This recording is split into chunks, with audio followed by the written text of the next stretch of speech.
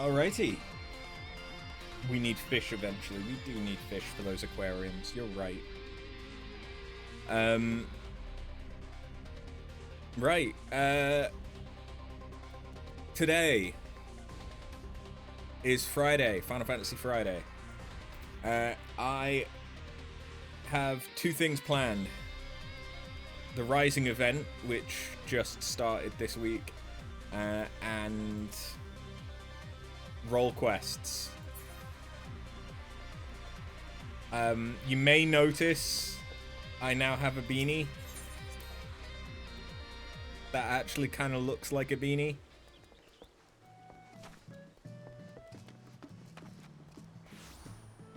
I also have some grunge pants, which are grunging.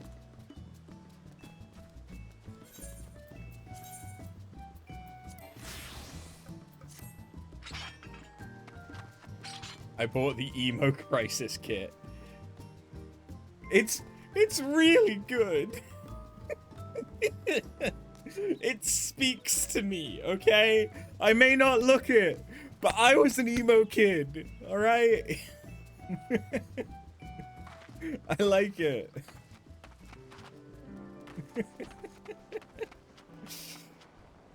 Anyway, let's go and get the Rising out of the way, which should be a little bit interesting because it seems to tie into Dawntrail at some level.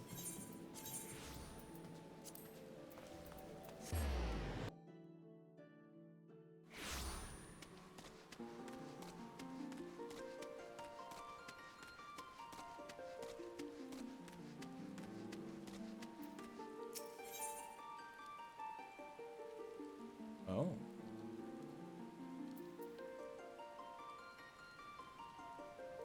But it's still only level 15. Well now, if it isn't my adventurer friend after. It can only be a blessing from the navigator we should meet again here and now. You see, I've been struggling to find inspiration for a new song to perform this Rising. I have a mind to speak with the locals for their tales, for which I could use your able assistance. Might you be willing to accompany me? I'm truly grateful. During the Rising, we remember those we lost in the calamity, even as we turn our attention to a brighter future. It is my hope to hear a tale that inspires one and all to look forward. Now then, there is no better place to talk in Limsa Laminza than the Drowning Wench. Let us first seek out the barkeep, Badaron, and see if he has aught of interest to share.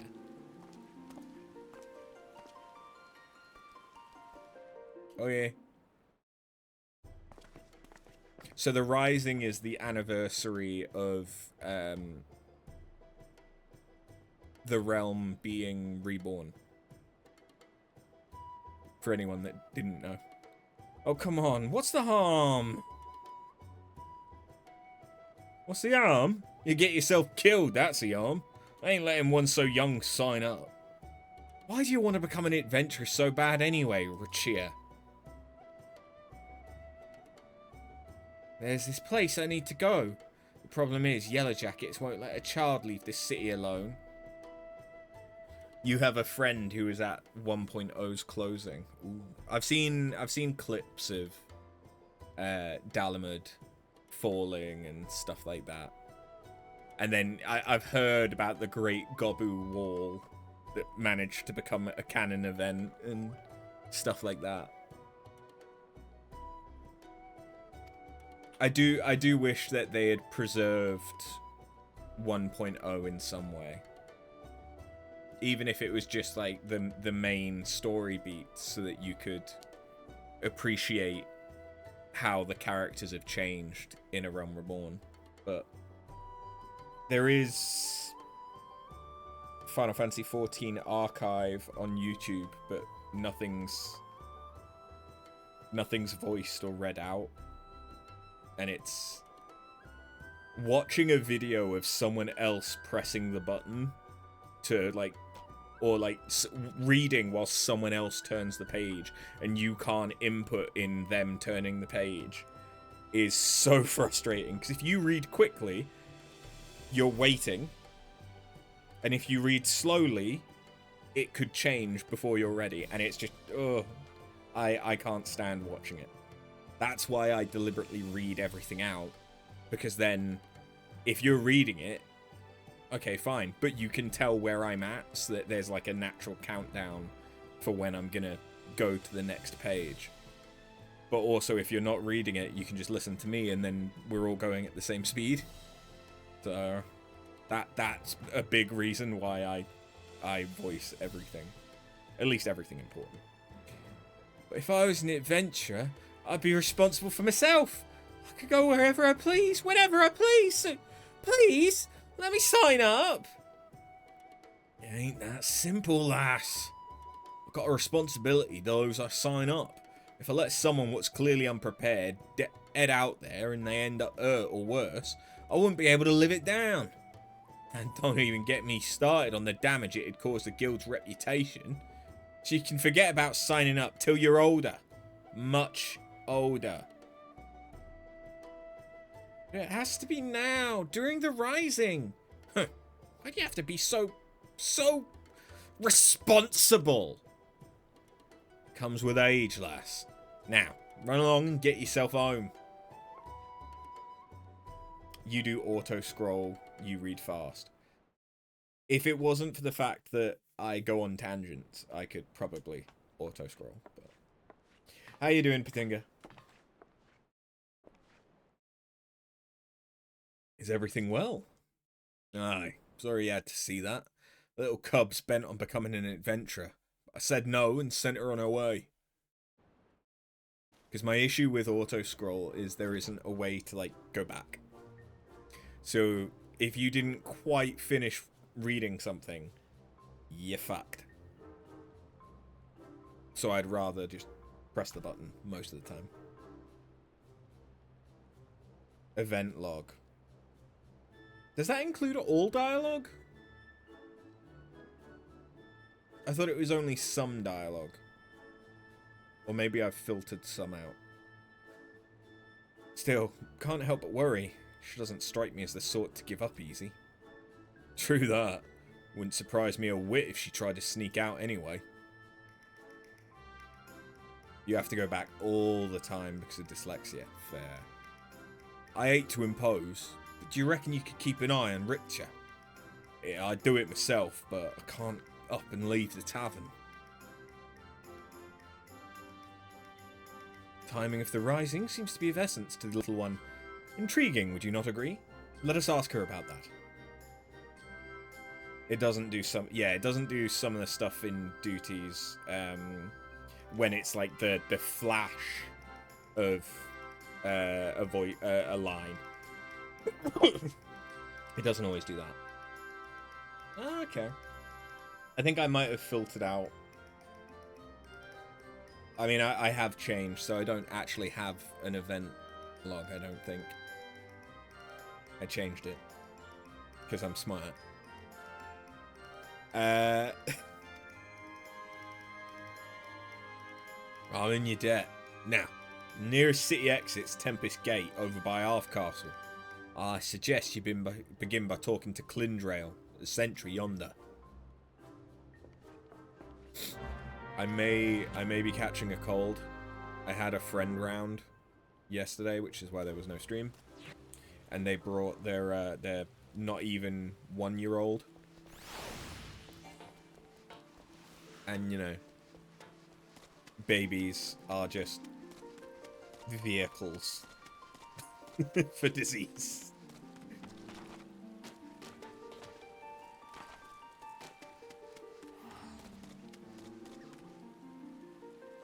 Ooh, little germs, you're scared for what tomorrow will bring you working with kids again. Who the shit is at my door? Someone's at my door.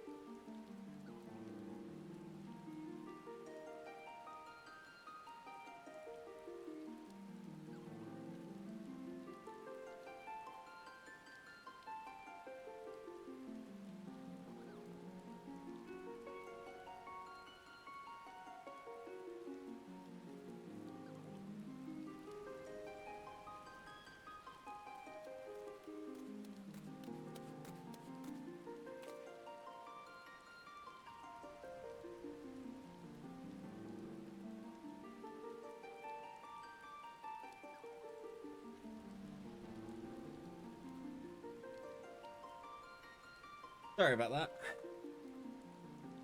It's the cats. They've learnt to ring the door. Oh. I came in and saw all of the cat emotes and thought that maybe Nyx had made an appearance whilst I was gone.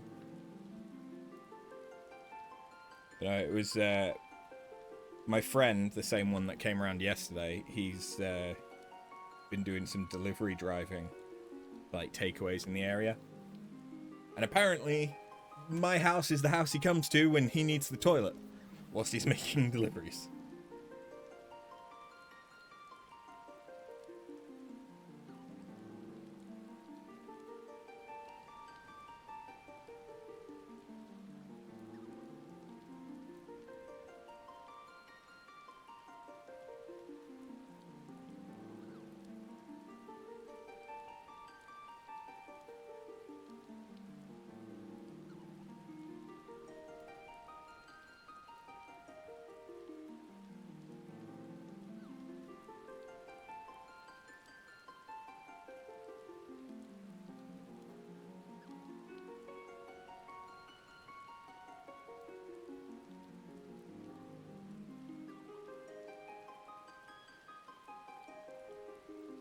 Should charge commission. Or as Gwyd says, the piss tax. Yeah. One sec.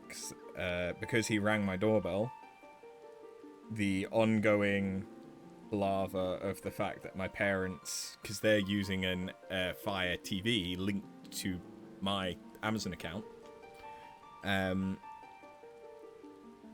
they see every time. I wonder if I turn off doorbell announcements,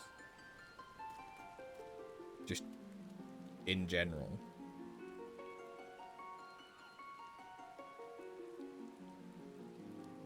will I still get them from Ring?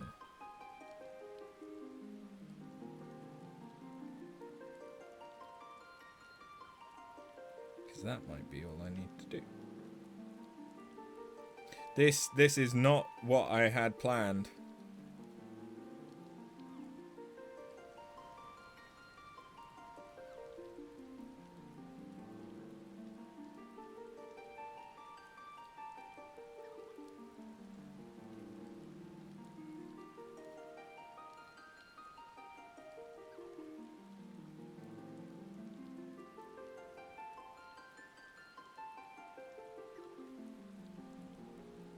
Sorry.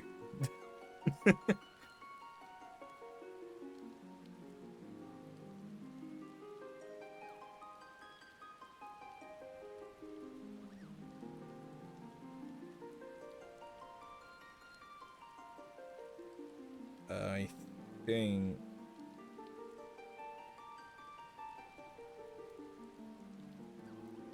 think that should work. We'll find out the next time he needs a piss, probably. Okay, yeah, let's talk to the guy.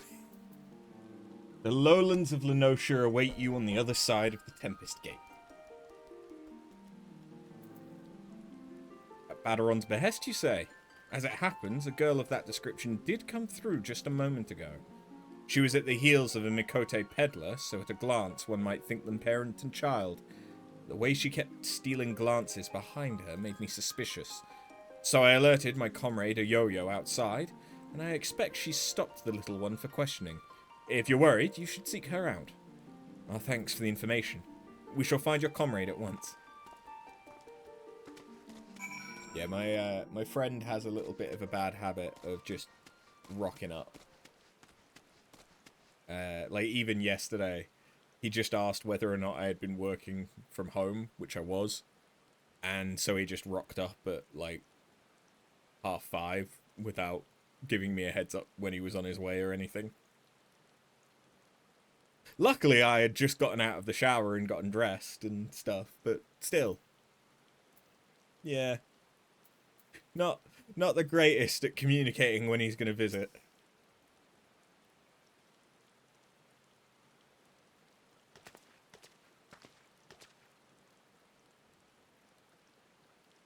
Well now, if if it ain't the good minstrel and our kindly helper.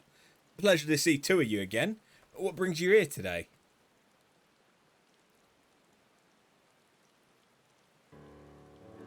So, Badron sent you after the little one, eh? I was just about to ask her what she's up to. Reacher, was it? Even without others telling you, you ought to know it's dangerous around here. What is it you want to do so badly? You'd risk your life like this? There's something that I need to see. It doesn't matter if it's dangerous. I have to go. We understand that you have your reasons, Reacher. Even so, we cannot in good conscience allow you to wander the wilds alone. So here, I would make a proposal. Rather than becoming an adventurer, why not employ the services of one? With a dependable adventurer at your side, you would be able to reach your destination safely. This, I believe, is your best option. But I don't have any money. And what adventurer would want to help a kid anyway? Why, our friend here, of course. If you're happy with this humble vagrant.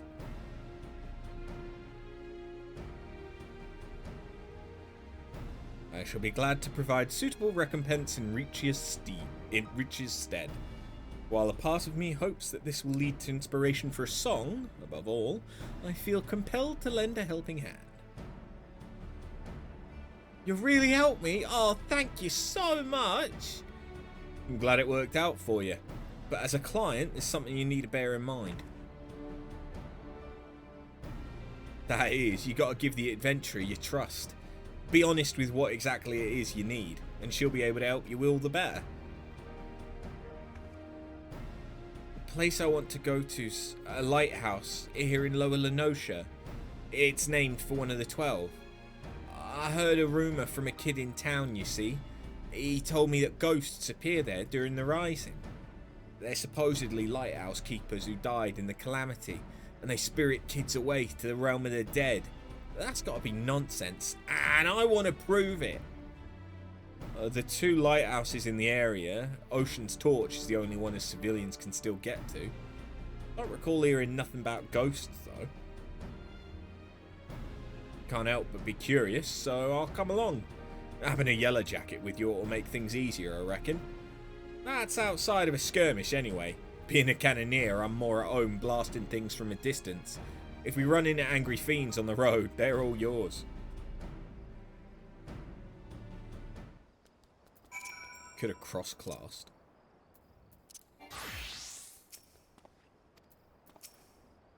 So, what's your name, adventurer? After Bun. I'll remember that. Thank you so much for helping. We'll go to Ocean's Torch and we'll see if the rumours about the ghosts is true.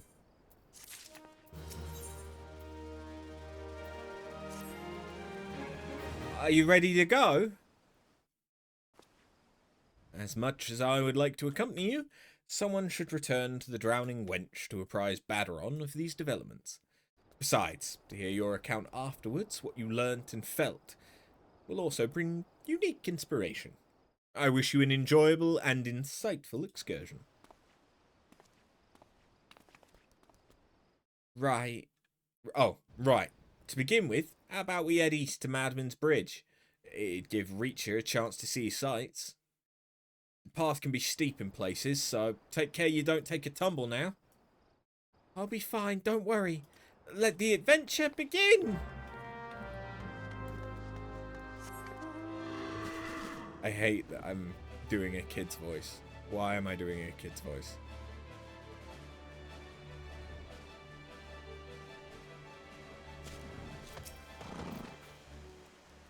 Look! A river! And there's some sort of strange animal. We sometimes see kids out this way with their folks. I take it you've never been?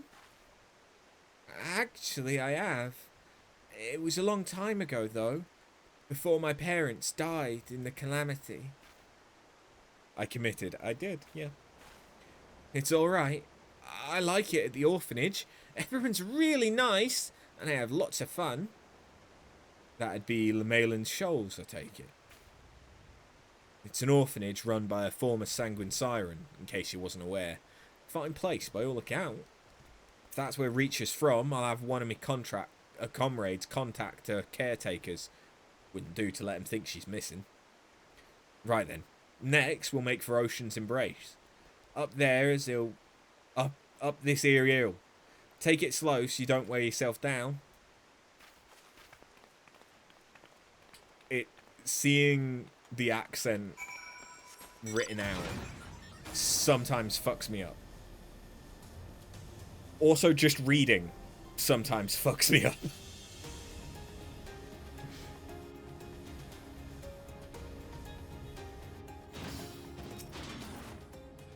Whoa! We're so high up! This is amazing! I felt the same way when I looked out from here for the first time. This bridge was built where a tidal wave sundered the land during the calamity. It's a symbol of our people's determination to rise above tragedy. Miss Dorathea, that's the headmistress, said that we Laminsons work hard because we hate to lose, and like what we do. What about you? Do you like being an adventurer? Wouldn't want to be anything else. That's what I thought. When I grow up, I hope I'll like what I do as well. My parents liked what they did, I think. When the calamity struck, they didn't run away. They were noble souls, Miss Dorathea said. She promised to tell me everything one day. I don't know how to feel when they're gone, and I can't find the words. I want to be a good client, though, so I'll think on it. Seems Reacher's got something she needs to get off her chest. I'm wanting to verify the rumour. Oh, sorry. In wanting to verify the rumour, mayhaps she... but that's no use speculating. Come, let's press on. It's the fact of going from, like, a pirate to a child, back to a child as well. I am not a voice actor. In case there was ever any doubt. That there's Ocean's Torch.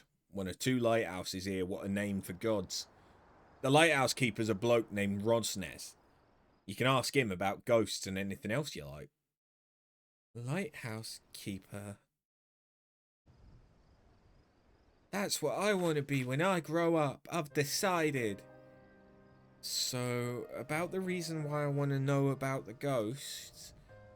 My father and mother were lighthouse keepers, you see. But they disappeared during the calamity and were never found. When I heard the rumour, I thought maybe, just maybe, they were the ones haunting the lighthouse. So that's why you want to prove the rumour wrong. Can't stand people thinking your parents were doing terrible things. Aye, but a part of me wishes the rumour was true. Then I'd be able to talk to my parents again. So many things I'd like to ask them.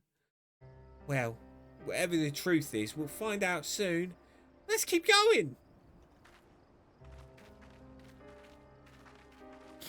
I think it's about that time where I need to trim my nose hair again.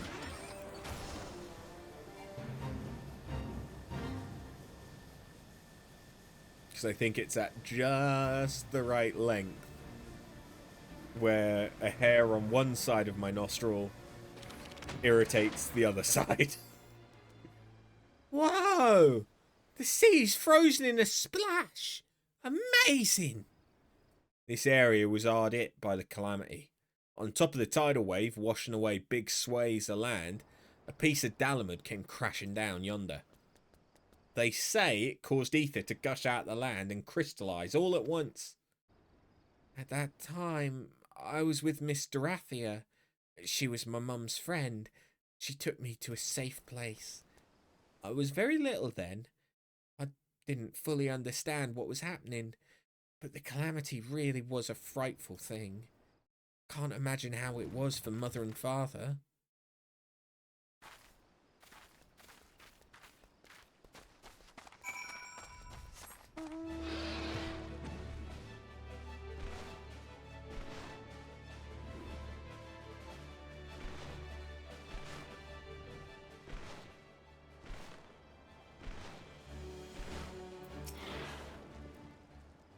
Well now, if it ain't guests, what brings you to Torch?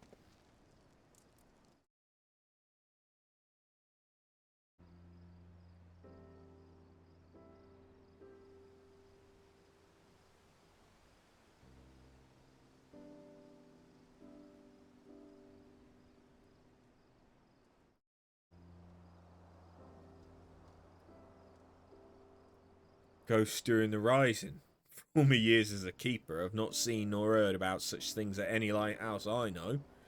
Certainly sort of places children might believe's haunted, though. Might be as someone mistook me or some laundry for a spectre. So, father and mother weren't ghosts after all? I must say, it's a surprise to see Rato's little girl here. Your parents showed me the ropes when I was starting out as a keeper.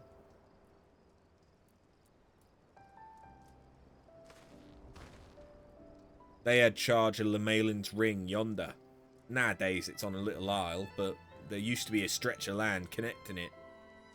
Dangerous stretch it was, rife with nasty beasts. You needed to hire adventurers and grizzled ones at that just to deliver supplies. If you knew my parents, please tell me about them. They left me in Limsa during the calamity and died in the tidal wave. Why'd they go out there even though it was so dangerous? What was going through their minds? I want to know.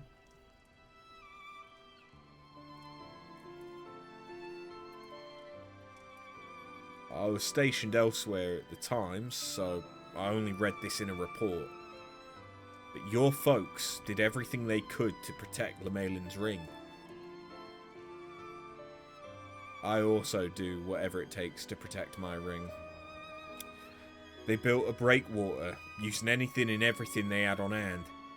In the end, there was no stopping such a monstrous wave. Countless souls went missing when it struck, and the Maelstrom mounted search and rescue operations. I joined in the effort, but I'm afraid... Pardon me. But I'm afraid they were never found.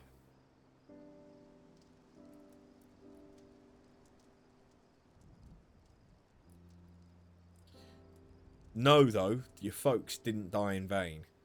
By manning their lighthouse to the very end that day, they guided many vessels safely to shore and saved a lot of lives. I see. They really were noble souls, like Mr. Rathia said. But if I could choose, I wish that they were still here. This is just a thought, but how'd you like to stay the night and hear more about your folks? It'd only be the mundane, everyday things. But what I know, I'd be glad to share with you. I'd like that. I'd like that very much. Okay, so we're just going to leave the small cat girl with the big burly man who lives alone in a lighthouse miles away from anyone else for a whole night.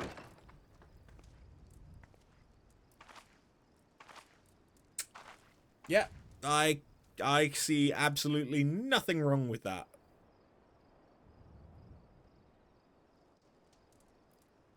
Good morning.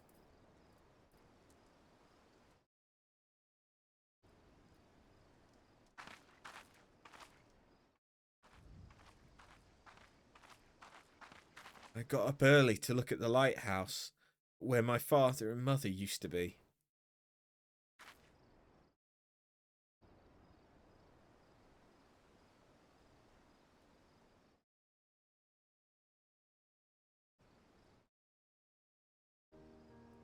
For the longest time, I'd felt as though they'd abandoned me.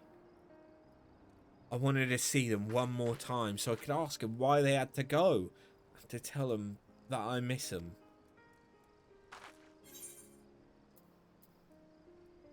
I understand how you feel.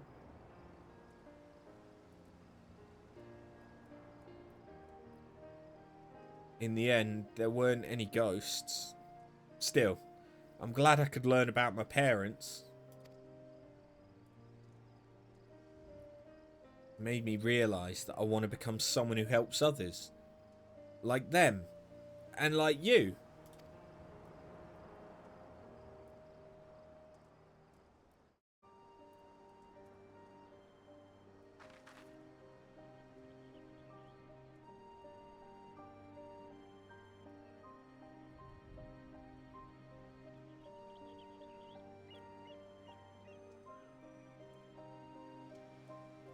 Thank you for bringing me here.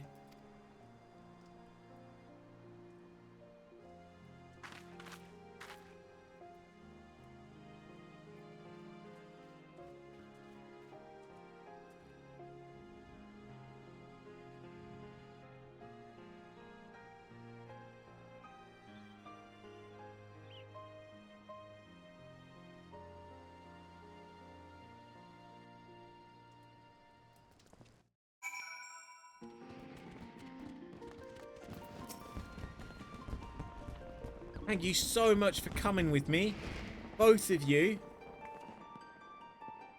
You're very welcome, dearie.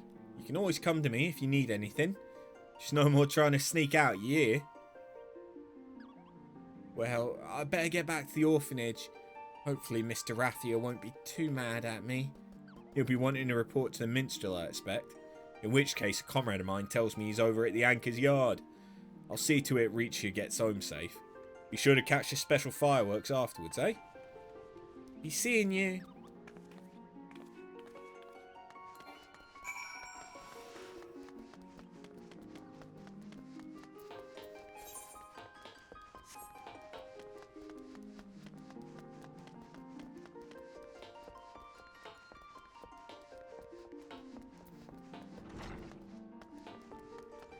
Yep.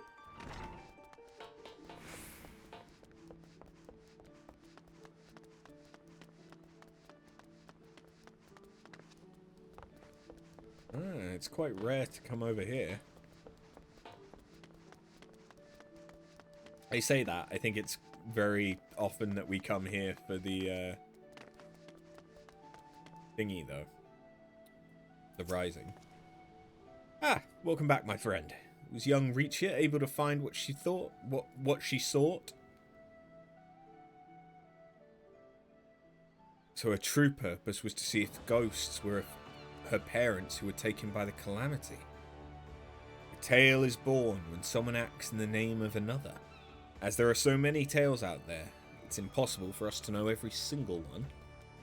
Yet a tale may occasionally find its way to those who need it most, such as that of the lighthouse keepers, whose courage and sacrifice have come to guide their child years after their passing. Thank you, not only for granting Richa's wish, but for providing me with inspiration as well. While we wait for the special fireworks to begin, might you tell me more of your excursion? How about no?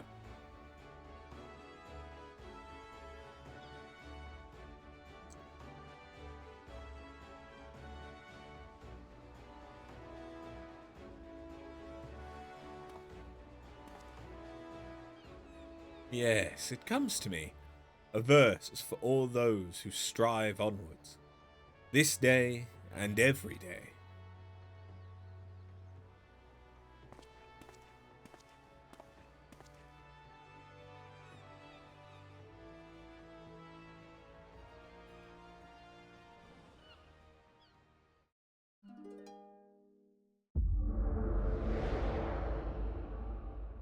Ah, shit, we're tripping.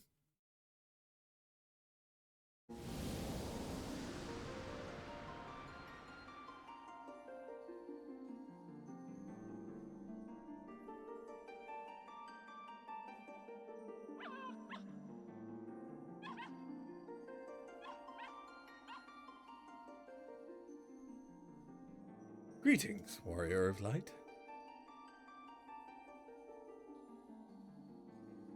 What's up, Yoshi?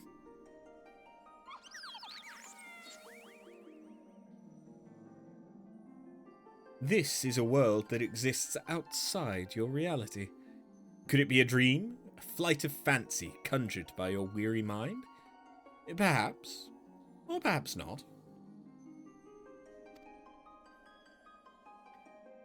It is a pleasure to meet you again. As I have in the past, I have beckoned you here that I might express my gratitude. For long years, we've walked together with you on this grand adventure. It is a never-ending journey, one that shall continue tomorrow as surely as it does today, the most natural of things.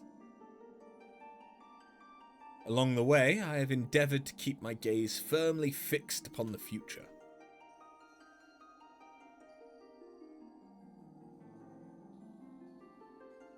Of late, however, I've been keenly reminded that we must occasionally look back upon the path we walked, that we might remember the lessons learned. In the course of our adventures, it seems that I too have grown. To learn from successes and failures both, and forge ahead with humility and sincerity. This is what I had resolved to do at Journey's beginning, and I resolved to do so anew. Nothing would please us more than to continue having you at our side on the road ahead. And I pray that upon this journey of life that we have the honour to share, the light of the crystal shall ever shine. Now, the time has come for this vision to end. Time for your eyes to open from this waking dream. This world shall yet endure, and as we continue to make our way, I pray that we shall have occasion to meet again. Till that day, I wish you the happiest of journeys. Fare you well. Bye, Yoshi P.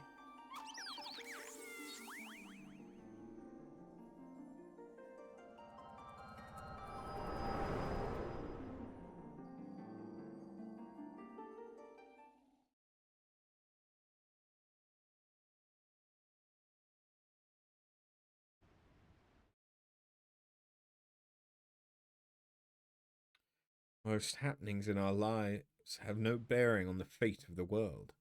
More often than not, they go unobserved and unremarked. But you, my friend, gather up such forgotten tales and see them delivered. In so doing, you bring joy. And as a token of my gratitude, I dedicate to you this song. A song of journeys fulfilling.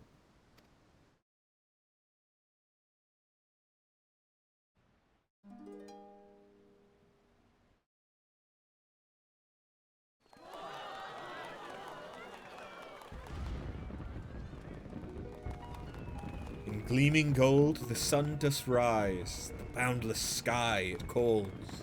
In silver pale the path of men, a white and endless pall. So far away the guiding light that you do now espy, but flames of life their warmth impart to comfort and inspire. Take heart, my friend, for here we stand, and so we shall remain.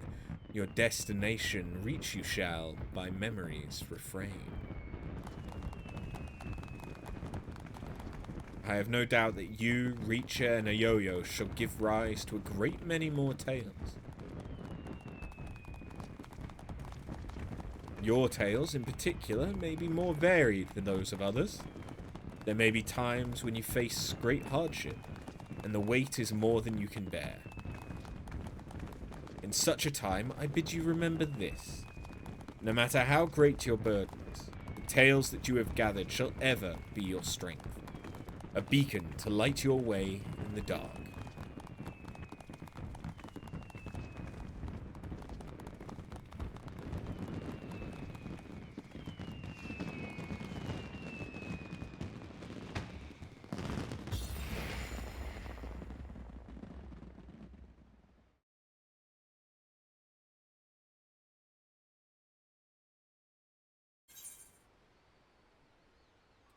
And for some reason,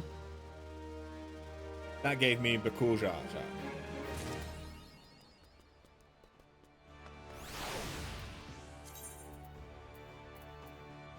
Oh no, sorry, Galul Jar Jar, not Bakul Jar Jar.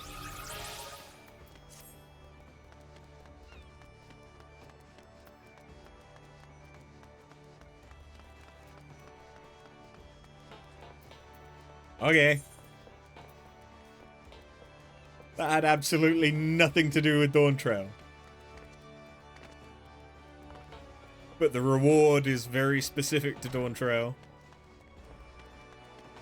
And all of the promotional stuff included characters from Dawntrail.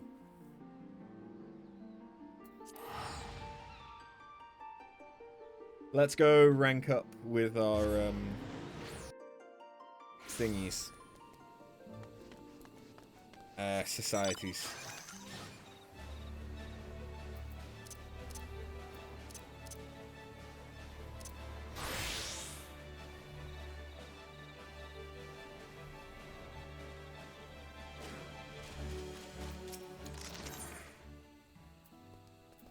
Wait, no. You. Ravioli.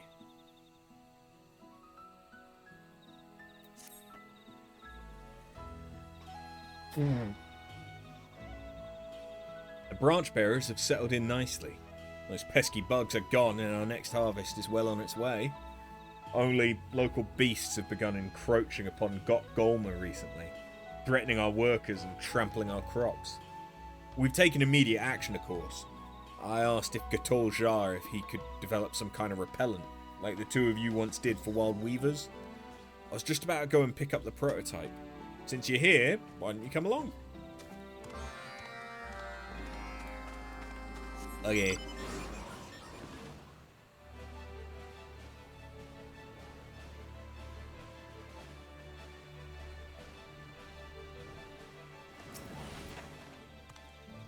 After. Now this is a pleasant surprise. You look well? I reworked the old smoke bombs into traps that issue smoke for an extended period, allowing ample time for farmers to flee if necessary.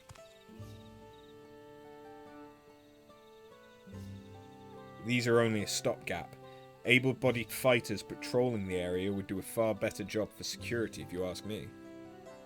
It may be so, but we can't spare any of our workers. We may have to try recruiting Mamulja who moved to Tuliola, like me. Since you've got a knack for convincing people, I'd like you to join me. My first stop will be Exaltation, so stop by when you have a moment.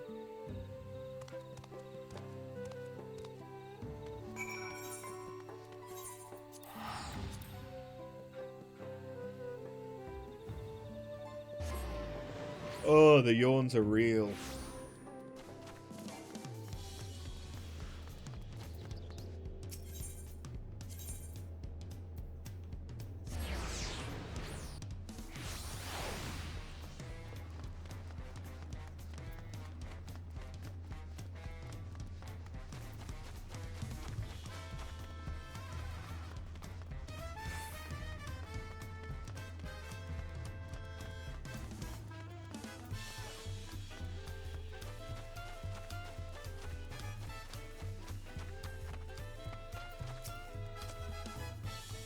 Ah, you're here.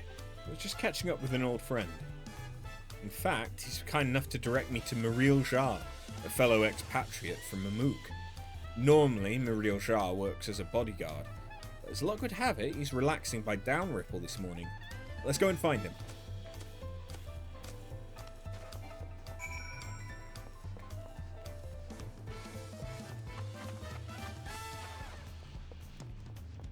Okay, no, it's really bad. Fuck me.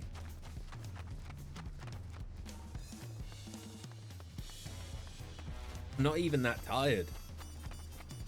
Although Nyx did wake me up in the middle of the night, so yeah. Maybe I'm more tired than I realize. Well, ain't on a proper one today.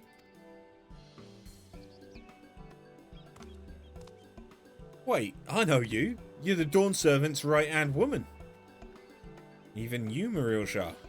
I had no idea After was such a celebrity. Celebrity doesn't even begin to describe it. At least, not among us mercenary types. To become a fighter like Afterbun, recognised by the Vow of Resolve herself, is a dream for no few of us. So, to what do I owe this honour, Revoljar? I thought you'd gone back to Mamook. I have, and I want you to return with me. After I've eaten this child, yes. Don't take this the wrong way, but even if Mamook has changed, I still prefer the freedom of Tuliolal to that dismal forest. Besides which, you can eat here, truly eat. Najul just doesn't compare to what the city can offer. That's the whole point. We have more vegetables than ever, and we're still planning to add more. We're talking about Mamook, right? Aren't we?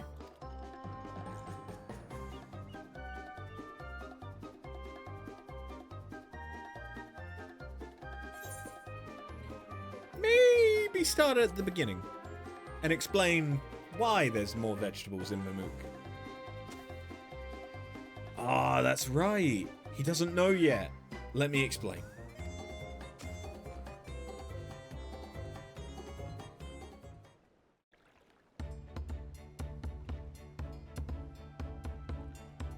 Well, colour me impressed. A Mamook that not only grows something other than Najul, but works with outsiders to do so. Exactly. We need to protect what we've worked so hard to build. Won't you help us? Fine. Since you're this invested, I'll go and give it a look. If I'm forced to eat even a single Najul, I'm out of there. Fair enough. Got Golma is a sight to behold, though. You won't regret this.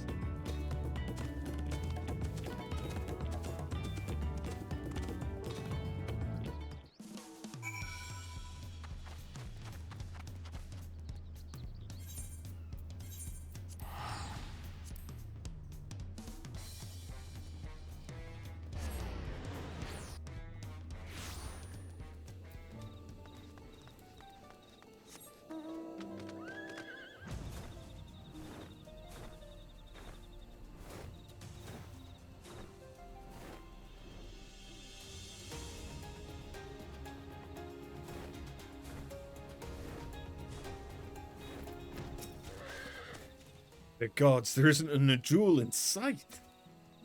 Now I understand your excitement. This is an unprecedented achievement for Mamook. Isn't it? We need to shore up our defenses, and that's where you come in. What do your eyes see that mine don't? A weak fence for starters. You've supplies and tools to reinforce them, I hope? The tools I'll take care of, and After's as good a gatherer as you'll find. Any supplies we need, she'll procure it. Then I'd have you bring a soft limestone for the new barriers. Should be able to find some around ankle deep. We'll apprise Angira of our plan. Once you have the supplies, you can deliver them directly to her. We're counting on you.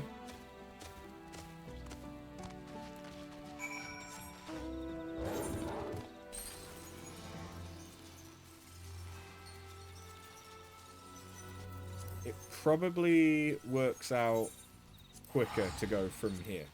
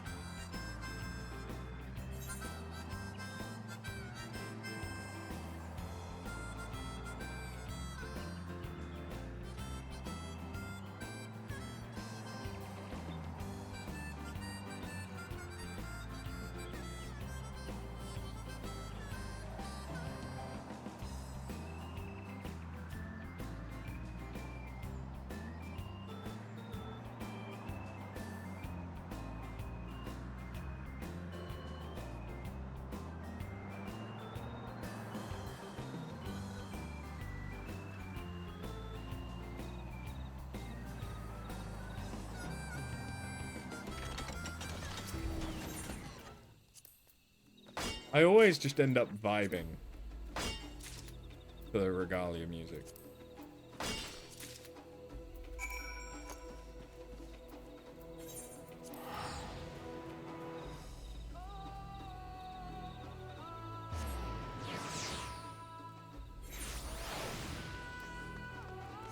Oh, I know why I was kind of tired. I've spent quite a lot of today dealing with mods and things to set something up for the 24-hour stream. Welcome back. I understand we're reinforcing our fences.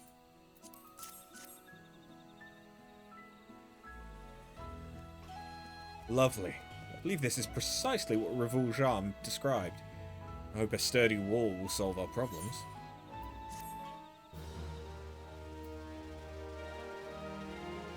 There's still more that I need to do. But I don't think we're doing too badly. The mods all seem to work at least, which is, you know,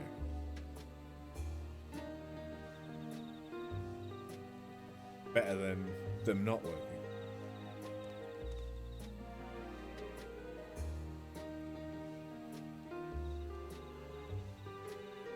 Are those carrots or like mooly radishes?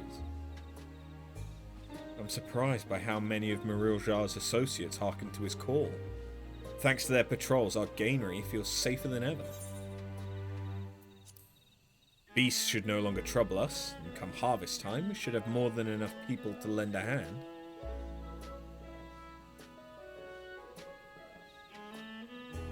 I'll admit, the glow of our yield surprised me at first, but closer inspection revealed these plants mirror Najul in their reaction to the etheric environment. Their appearance has no negative effect on nutrients nor palatability. More Mamuljar expatriates have now gathered in Gotgolma to protect its precious bounty. Given the regularity of harvests, a space has been allocated for the trade of fresh produce. This can only bode well for the Mamuljar and their dietary repertoire.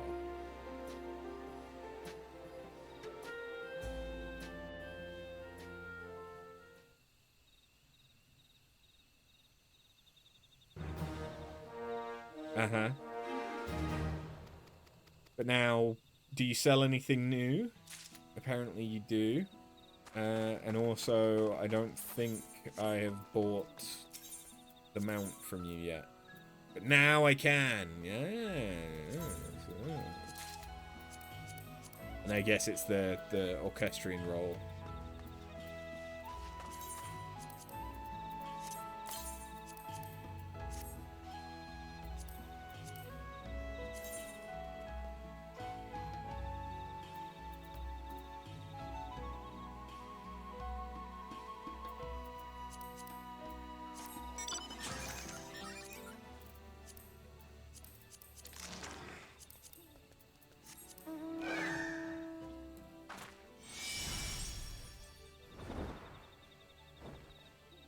I like it.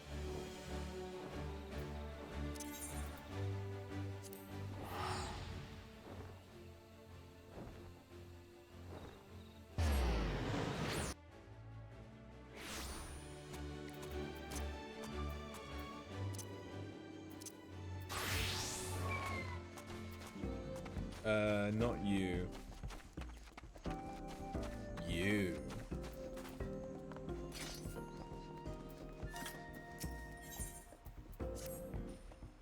Did you hear? Business is booming at the Torali travel agency. Thanks to you and the Hanu, we've been seeing stellar sales, and our new policies and training are all paying off. Not a single one of our customers has been accosted by fiends. Needless to say, they find the presence of their guides turned protectors thoroughly reassuring. Still, a few issues have come to light. First and foremost, our reach. So far, our tours have been limited to downstream Kozuma Uka, but many guests have expressed a desire to see the region's upper reaches. With that in mind, I contacted Mablu and asked her to gauge how receptive the Moblins might be to the whole tourism concept. We're about to hold a meeting to discuss the matter, and I'd love to have you join us. When you're ready, head to Elder Zenohali's residence in Okhanu.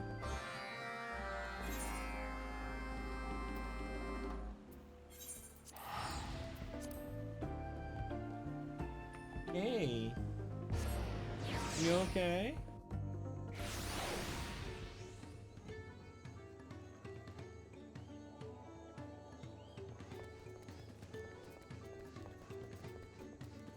Someone laughed outside, and now she's heavily invested in whatever they were laughing at.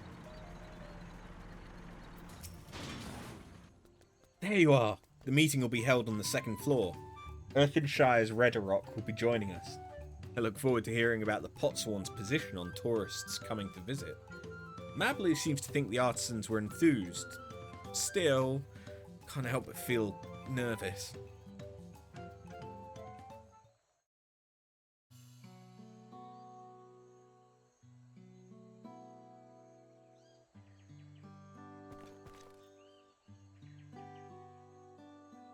What an honour this is, Redderock. Leaplu and after herself.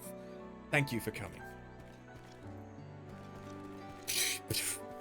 Redderock didn't know you were involved in Lucky Tour busy deals. How delightful it is to meet again. The peddler mentioned your proposal to bring tourists to Earthenshire, and we should be glad to welcome them with open arms. The Potsworn were very supportive too. That's fantastic, thank you. Though I have to ask, what if our customers distract your artisans from their work? I'd hate for this arrangement to negatively impact Earthenshire's trade. No need for worry frowns. Many Potsworn themselves think contact with outsiders will provide fresh inspiration. We're happy to guide walk visitors too. Until recently, many help hands were recovering from hurty feels, but the situation has greatly improved. Besides, it will bring more opportunities to sell crafty goods. Mobbies will make sure Potsworn can keep working unhindered, even during Lucky Tours. It should indeed. Our wares are proving popular with visitors to Okhanu, and the proceeds have enriched the community. Everyone stands to benefit. It fills me with joy to hear stories of happiness spreading through trade. Redderock does have one question. The Great Stairs are still impassable as repairs are ongoing. So how will visitors reach Earthenshire?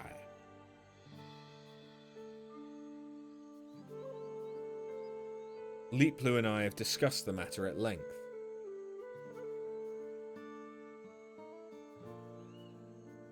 We'll send them over on flying Punutis, the manatees. Wait, Punutis fly now? I mean, we literally fought a flying one. A handful of Punitoi barges apply the waters between upstream Cosmauca and Tuliolal.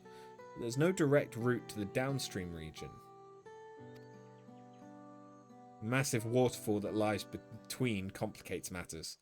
Travelling by boat, you'd have to head downstream, then join Ihukatuman and double back. It's quite convoluted. There is an alternative, though seldom used since the flight of Wee Wingless was built. Wee Hanu once imbued Punutois with the gift of flight, enabling them to transport passengers over the falls. The method requires vast quantities of reeds, hence why we were unable to employ it during the Rite of Succession. But this might be the perfect occasion to revive the old ways.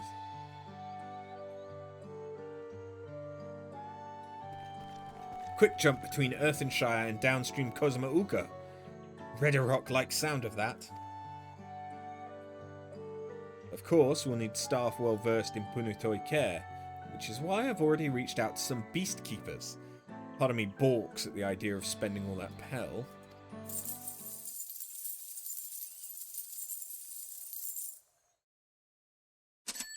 But my inner abacus assures me that this is yet another worthwhile investment.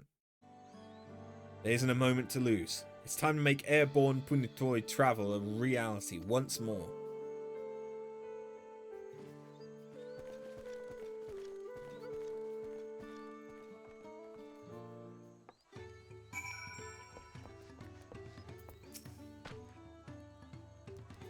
I'm glad our plans for expansion look set to succeed. For their cooperation, I'll see to it that our Moblin and Hanu partners get their fair share of the profits. But let's first ensure that we will be additional profits to share in the first place. We'll need a large effigy to channel our wind magics into the Punutis, and for that we'll need plenty of reeds, not to mention reams of cloth stitched with ether-enriched flight feathers. You can leave the preparations for the latter to us Hanu. I have business in the capital, so I'll procure the punutis. Come to think of it, I'll have to commission Wook Evu to build an enclosure for them too. Which leaves the reeds. I realise this is grunt work, but permit me to entrust the harvest to you. Speak with Gonohanu in the Fields of Gold. He'll point you in the right direction. Anyhow, I'd best be off. Let's reconvene later.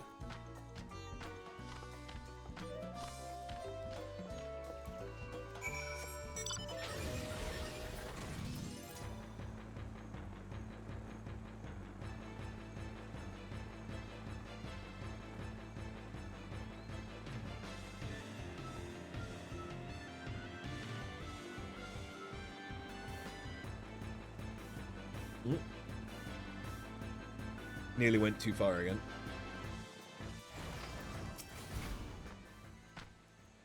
Well met! Zanu Hali says you require some reeds. The plants nearby are ready to harvest. Feel free to take as much as you need after all. We have you and your friends to thank for the bumper crop. You know, these days we get plenty of visitors to the fields. Some even ask to help with the harvest. It's a joy to see, that's for sure. Anyway, won't be long until the next Ikihana. I hope you can join us again. Sorry, I should let you get to work instead of talking your ear off. Once you have what you need, deliver the reeds to Lanuhali in Kozananuikwi. I definitely butchered that.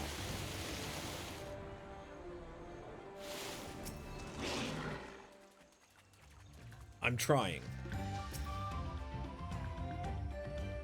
Or at least that's what my parents say. But I'm also putting in a lot of effort. Okay, some effort.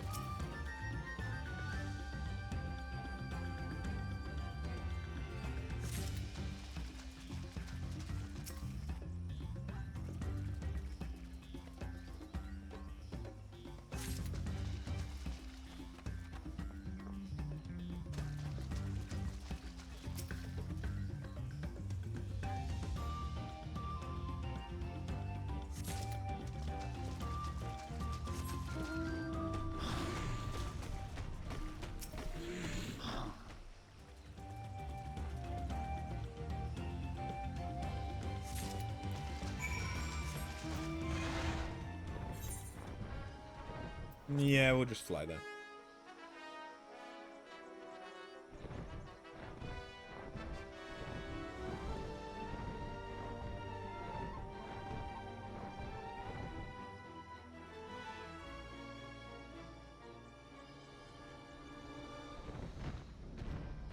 They upstairs? Yes. Hello there. You might have some reeds for me?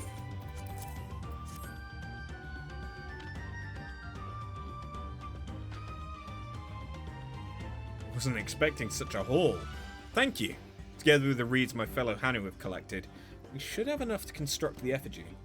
The first step will be to dry the reeds with a little help from our wind magics. Once the effigy itself is complete, all that will be left to do is swaddle it in special cloth. Needn't worry about the details though. We'll see to the rest. Return to the travel agency in case they have any need of you there.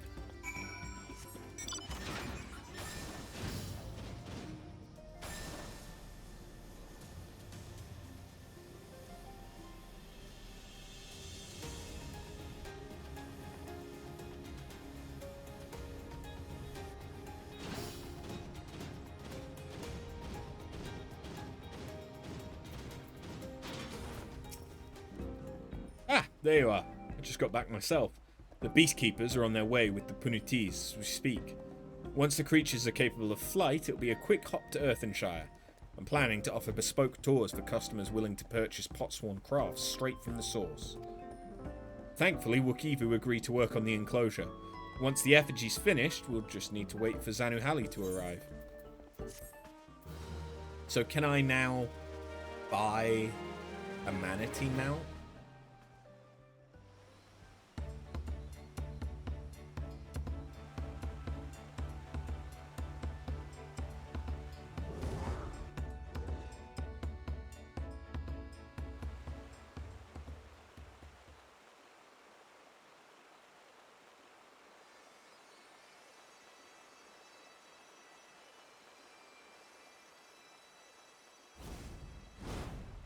Divine wind, lay claim to the effigy.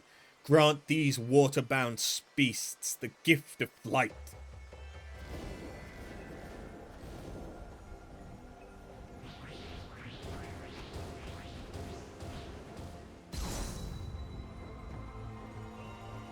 It's a good effigy. It looks a hell of a lot better than the Namazu's statue.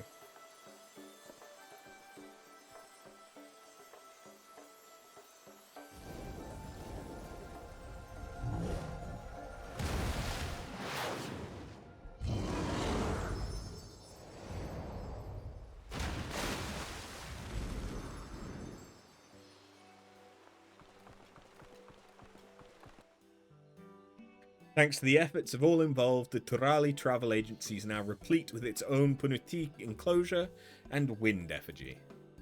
With the aid of the flight-imbued aquatic creatures, visitors may now experience the upper reaches of Kozama Uka, yet as the agency continues to broaden its horizons, it will need you to ensure that business keeps pace. Runaway Punutis, yeah.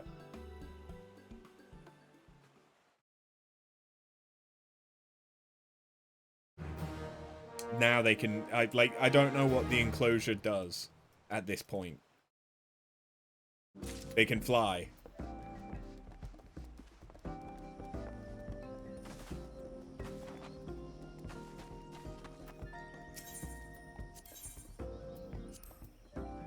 Okay, so yes, I can now get the mount, but I need 2 more days worth of thingies, which is fine. We will get that.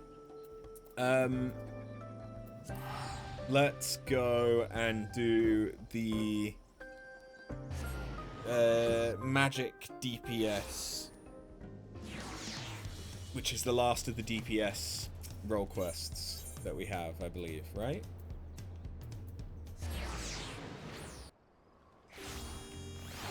Or did we start doing magic DPS? Did we do Picto?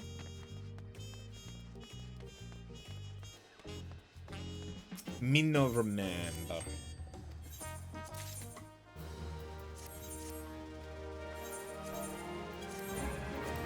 Me no remember.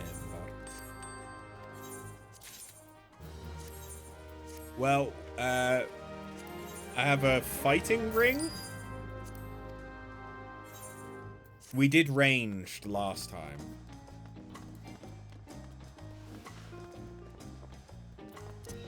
We definitely did ranged last time. Okay, yeah. So we haven't done magic. Good. I was right. We hadn't done magic. What's up?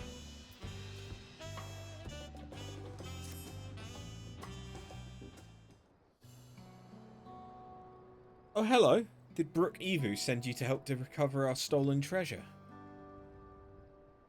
Thank the heavens, and judging by your accoutrement, you've learned in the arcane arts, yes? If so, we've need of your power and wisdom.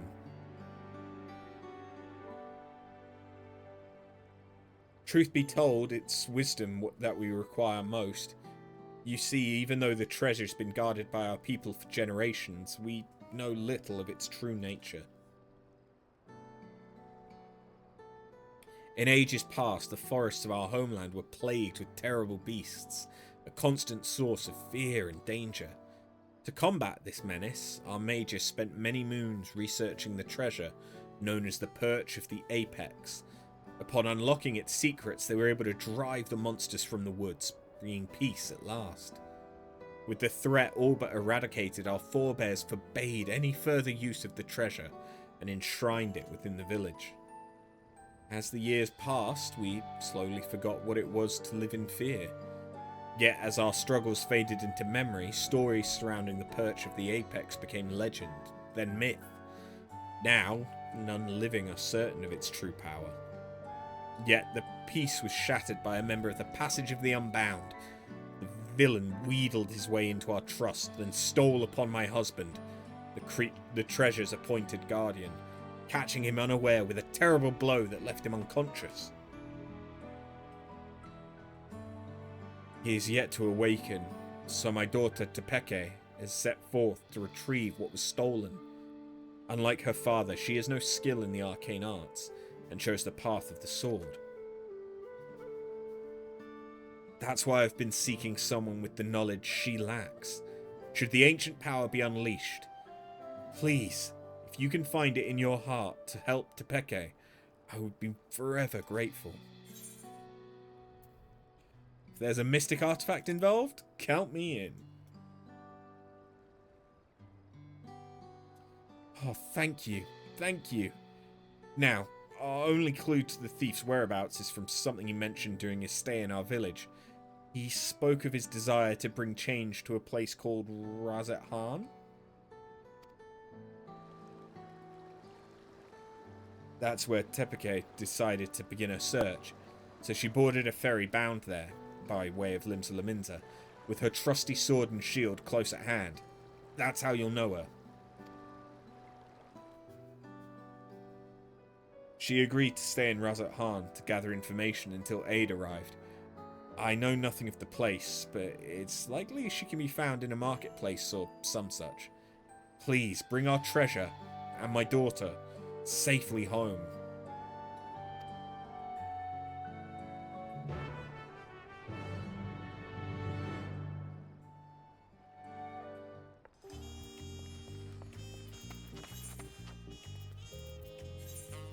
Hello.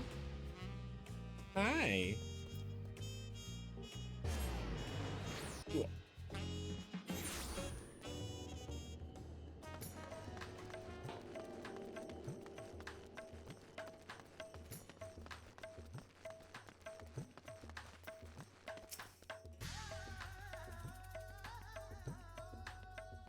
You remember this one? Yeah, that doesn't bode well. She's wearing the blade armor. Why does she look like Bosch?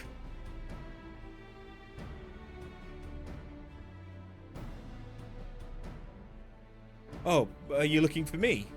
Whatsoever for? After?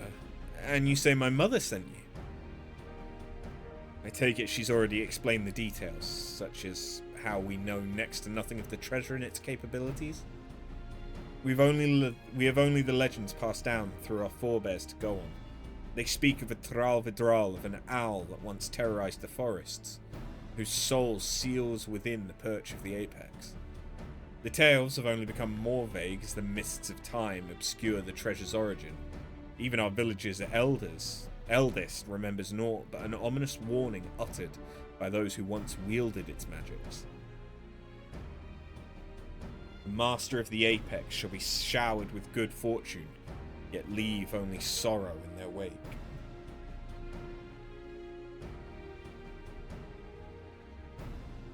I am freaking Nyx out.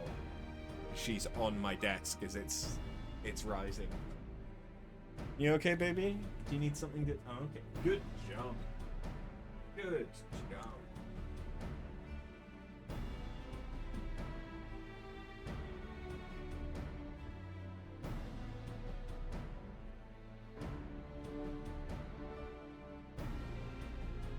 We're very supportive in this household. Betrayal is what she felt.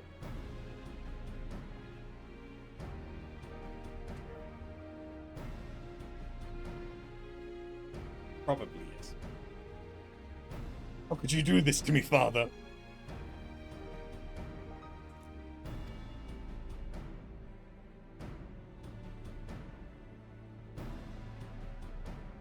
It's clear that despite owing their safety to the Apex's power, our forebears viewed it as something to be feared. It must be truly immense. Now, onto the matter of the thief.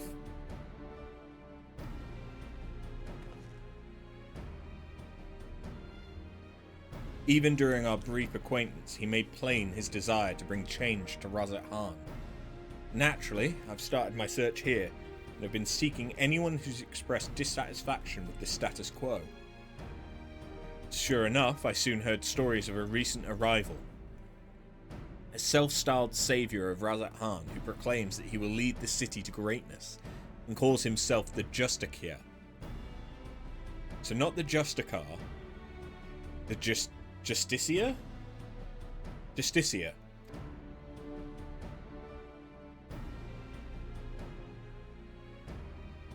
He's apparently taken on the burden of personally exterminating the beasts which infest Thavnair's wilds. He made a great show of claiming he alone is equal to the task. While he certainly draws a crowd with his boasting, they only watch with morbid curiosity as he sets off into the jungles alone. I realise this could have nothing to do with our problem, but even the smallest lead must be pursued. I've heard he often gives his speeches at the region's smaller settlements, so shall we go to see this Justicia for ourselves? It's decided. I hear Yedlamad would be a good place to start. Hopefully there we can find our next crumb of a clue. Okay. Yedlamad it is.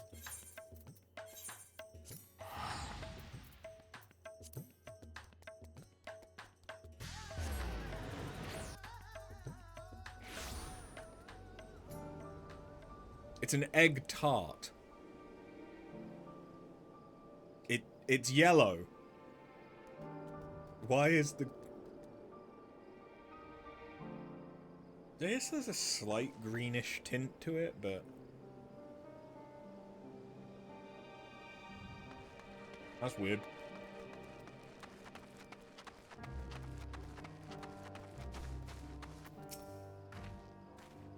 After, we're in luck. This boy saw the very man we seek. It seems he gave the same grand speech about saving the people, claiming that danger lurked nearby before venturing forth to combat it alone. Yet the radiant host could not well stand idle if there truly were beasts afoot. So one of them followed him. All we need to do is pick up their trail.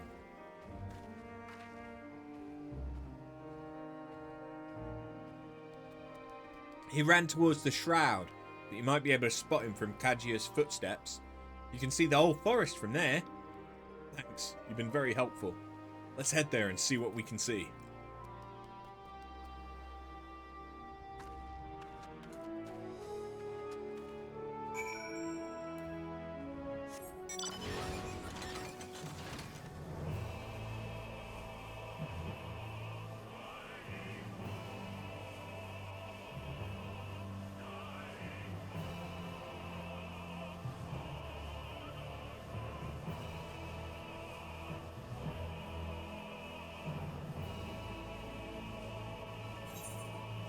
Oh, we're going here.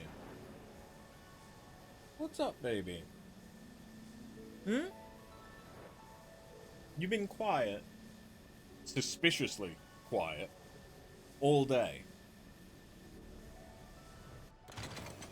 And now's when you're deciding to start meowing and begging. Huh?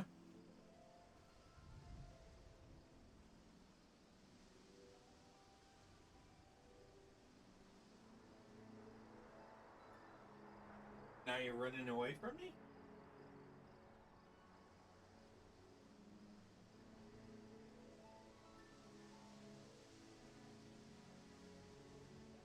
Okay, yeah, no, she's running away from me. She doesn't just want some attention. Now then, let's begin our search. Since I've never actually seen the Justicia, I suggest we find the Radiant Host Soldier first. They do all wear similar armor, after all. Oh, okay.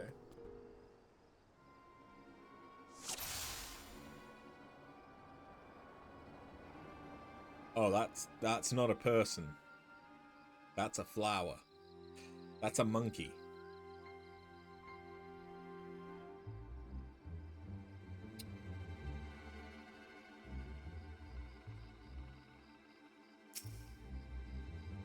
Must be him. But what happened? We better get down there quick. He was fighting a Fungar? Are there even Fungars in Thavnair? Don't remember seeing any.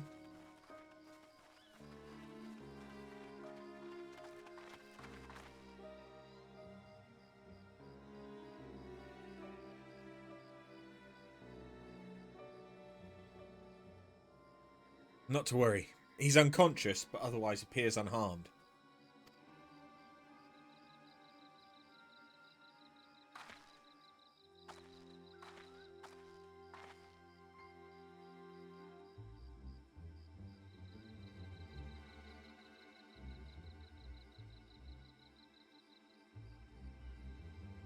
Rock.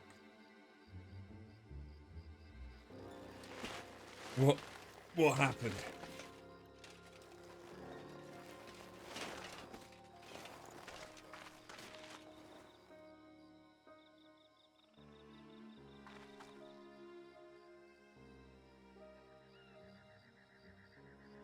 I heard you came here in pursuit of the Justicia.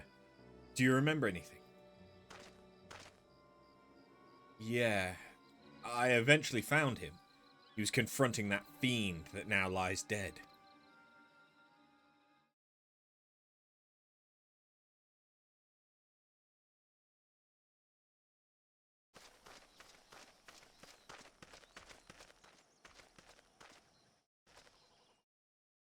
Oh, he uses a bow? At last, the Justicia graces Razat Han. I shall bring unending peace to this beleaguered land.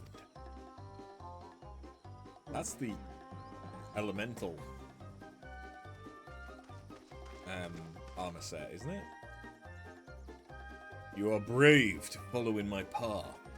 You indeed possess the mettle to even consider the terrors which threaten our home, let alone stand against them. Yet courageous though you may be, you are far too weak to fell a beast so mighty. Quit this place with your life while you are yet able.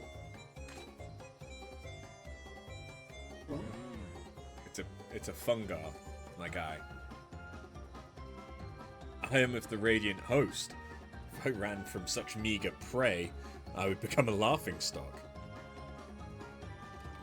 How bold to look death in the eye without flinching.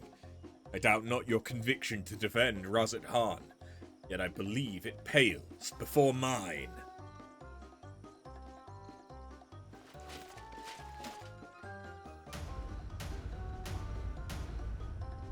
O Apex, bestow upon me your divine might. He's definitely channeling Power Ranger, isn't he? Do you not heed my call? I require your power more than ever. Is something supposed to happen?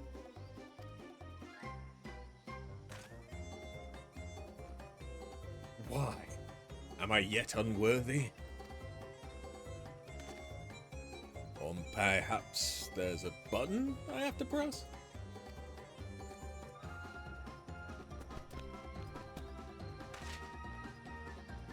This is not what I expected.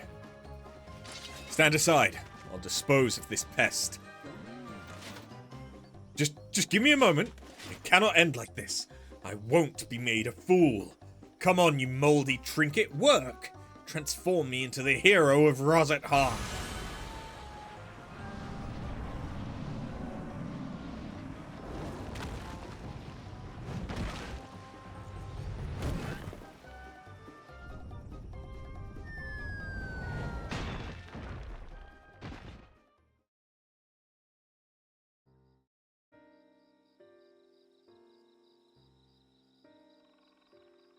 Brandished that idol and became wreathed in a mysterious light. Then boulders started falling from the sky. Down they came, one after the other. That's when I must have been struck unconscious.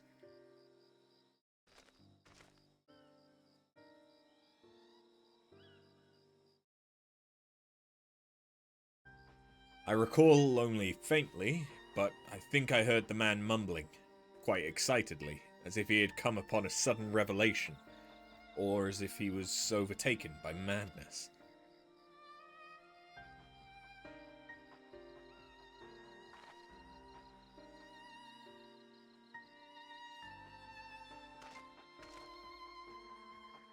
It seems he got away unscathed. Either he had an incredible stroke of luck, whatever he was beseeching to actually answered. So is it going to be that it just gives you, like, insane luck? But, like, at the detriment of anyone around you? Or maybe it reduces the luck of those around you? And it's as I suspected. This Justicia is the self-same thief who stole the perch of the Apex. No doubt he's long departed from here. First, I'll escort this fellow back to Yedlamad and keep a close eye on him. Head wounds can have a dreadful after effect. That's a good point.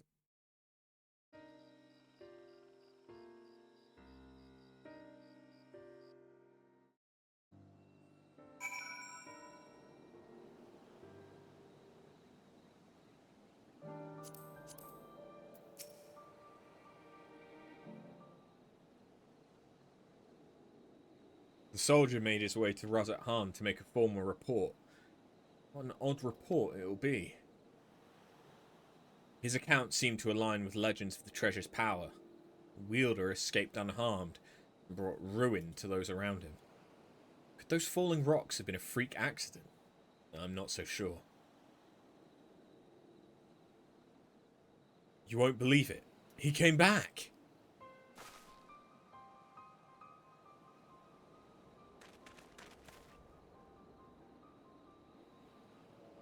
Who came back? The Justicia? Yes, not long after you left. He said he beat up a monster that knocked out a Radiant, and he was laughing his head off. Did he really do that?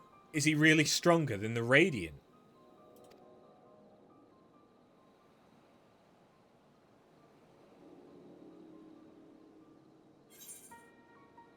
Whatever he did, the monster was slain, I suppose.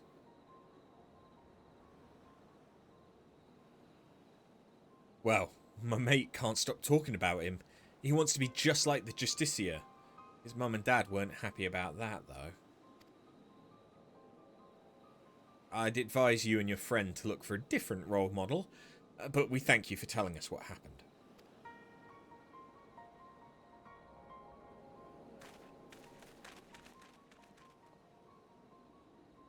Well, there is one less fiend skulking about, I suppose.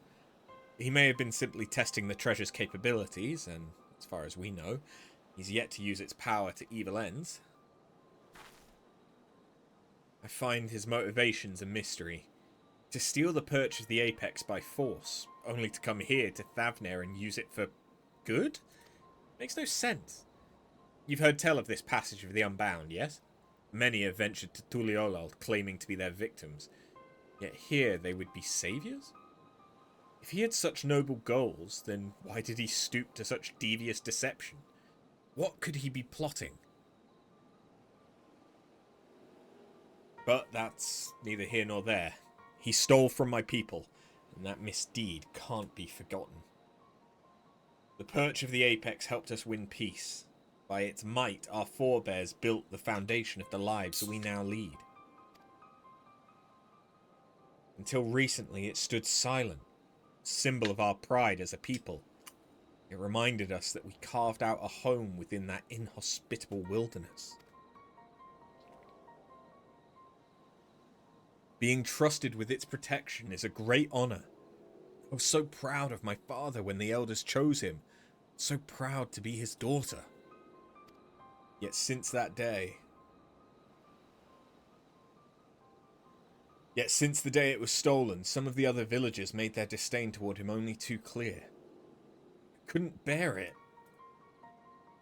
That's why I must get it back, to restore my village's pride and my father's reputation. There's still so much we don't know about the Justicia. We have to assume he's learned to wield the Apex's power. I can't say whether those falling rocks have anything to do with it, but I won't discount it outright.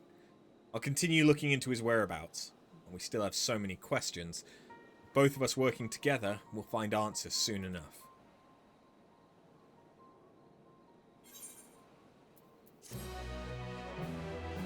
That felt like a particularly long one. maybe it was just because there was just so much talking.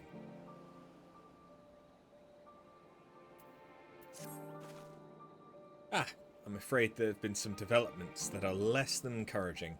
News of the Justiciar's actions have spread throughout the city, and with each retelling, his deeds become more valorous. The younger citizens in particular seem to view him as something of an idol. Despite the creatures he hunts posing no real danger, he would paint them as mighty beasts in need of felling. Of course, the Radiant Host are far too busy to trouble themselves culling every pest that casts a sideway glance at the city's gates. Yet the Justiciar has twisted circumstances to his advantage. He proclaims to any who'll listen that the Radiant Host shrink with terror before these beasts, and that he's the only one who can eradicate them. Though you might expect such claims to be dismissed as wild ramblings, it seems no few people have fallen for his ploy. The whispers of his exploits among the youth have practically grown into a clamour. Yet we mustn't be discouraged, for his increasing fame only makes it easier for us to sniff out his trail. And where better to start than Razat Han? I'll see you there.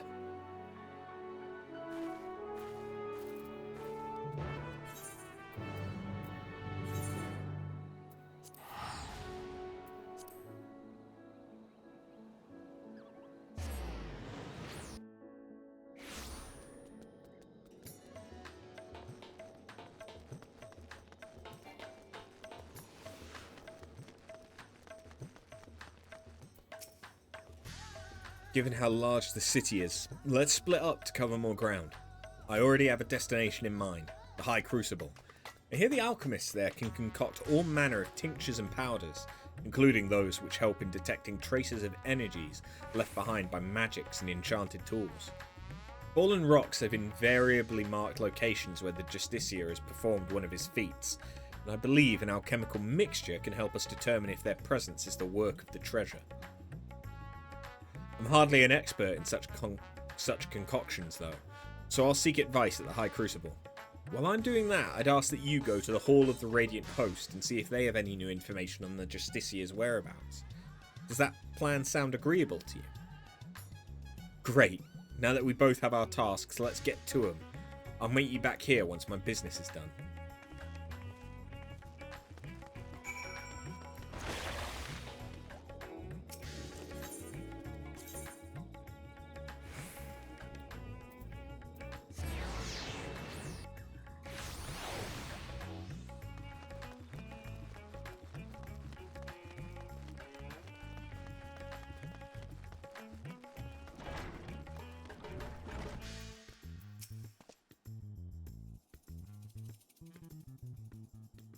Tired of hearing about this Justiciar.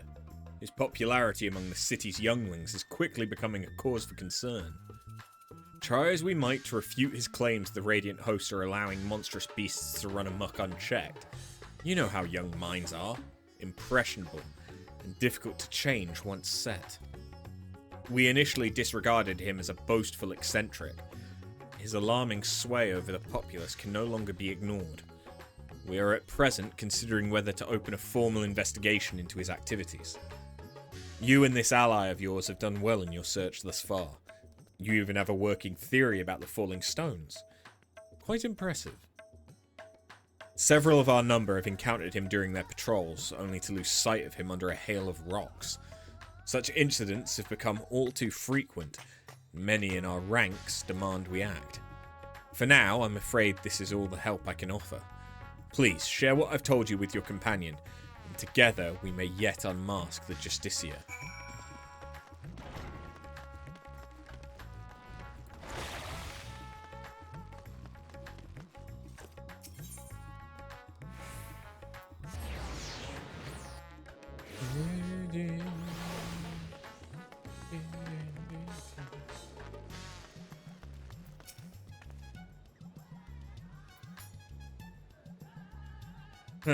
It's heartening to know what the Radiant Host are taking this seriously. Thank you for speaking with them. I have good tidings as well. I explained the situation to the alchemists, and they provided a powder that should help detect traces of magic in the surrounding environment. I say help because the powder reacts only faintly on its own, To function properly, it requires the skills of one practiced in the arcane arts. Luckily, I have you. I've committed the locations of all the sightings of the Justicia to memory, and the closest to us was at the Perfumed Rise. Let's hope this powder works as intended.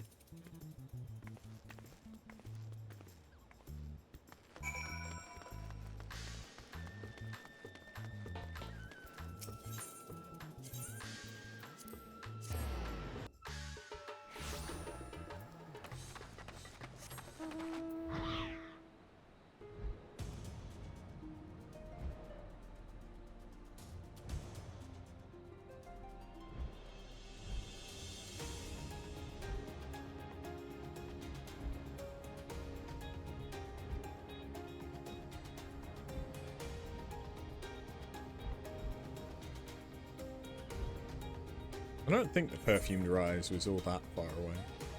Ah, would have been quicker to go there from the Great Work, though. Oh, well.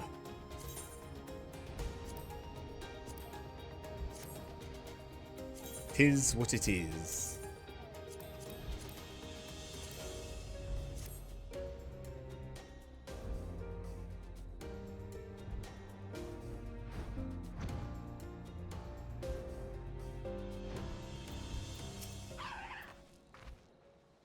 Justicia was sighted near here, and I didn't see any other conspicuous stones around, so I sprinkled the powder over this one.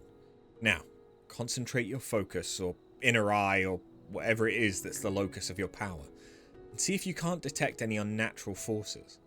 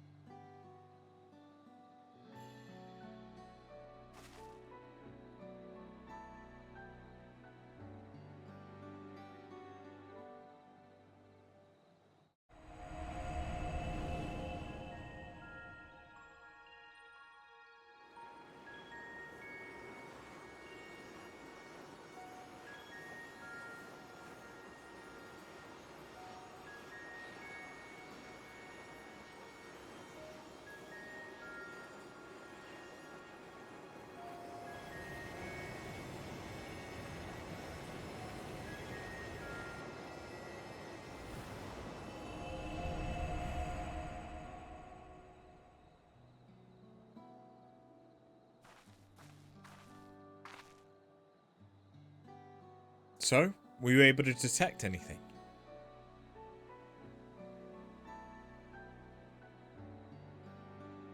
I knew you could do it. So because there are no crystals in the rock, the energy you detected must be the remnants of some kind of spell.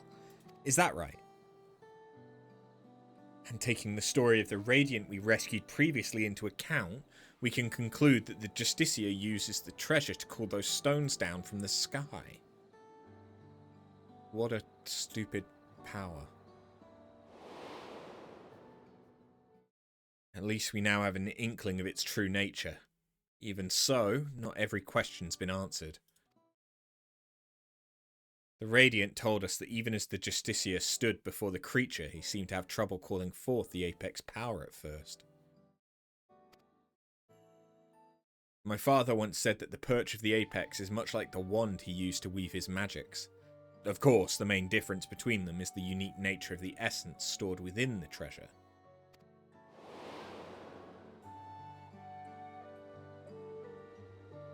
I know little of such arcane instruments, but you must be quite familiar with them. How do you use yours? I rely on sheer willpower. And finger paints. I see. If determination and intent are what's required, I dare say the Justicia has his share, if little else. Even with all his fervent yelling, it took a while for the rocks to appear from the sky. I suppose the perch of the Apex possesses some unique method of activation?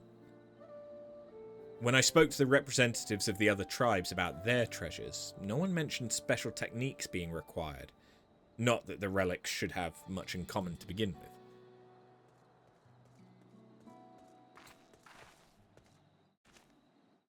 You two, did you see an Ori girl pass through here by herself? I'm afraid not. What happened? Wait, I recognize you both. The hero of the final days and our recent visitor from Taral. Apologies for the imposition, but may I beg your assistance?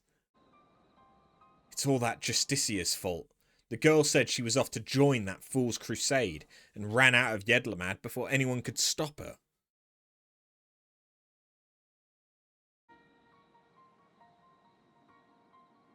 Her mother begged us to find her, but if she's following the Justicia, she could be anywhere. You see, he's been sighted at locations scattered all over Thavnir. Oh. You're sat in my chair. Do you want to be the streamer? You'd probably be more successful than me. I don't want to disrupt her. We can't stand here looking at rocks while a girl is in danger, especially if the Justicia is involved. We have to help. That'd be much appreciated. We're searching places where the Justicia has been spotted before, so perhaps you could start where he hasn't been seen? Good idea. As far as I know, he hasn't been sighted at the northern shores. Come on.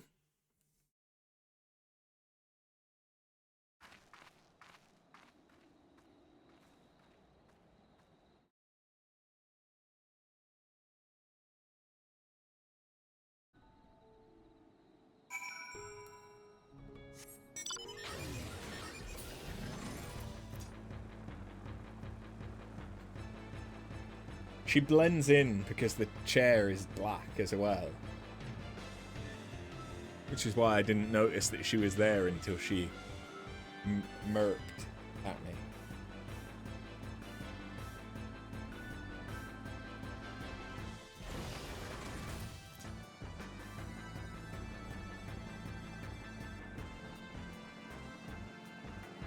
Hello. Well, girl's fucked. Oh no, she's fine.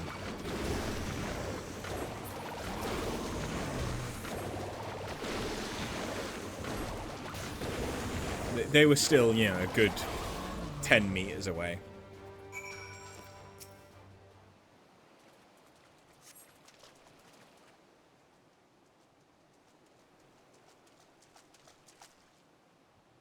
I heard fighting, so I came as fast as I could.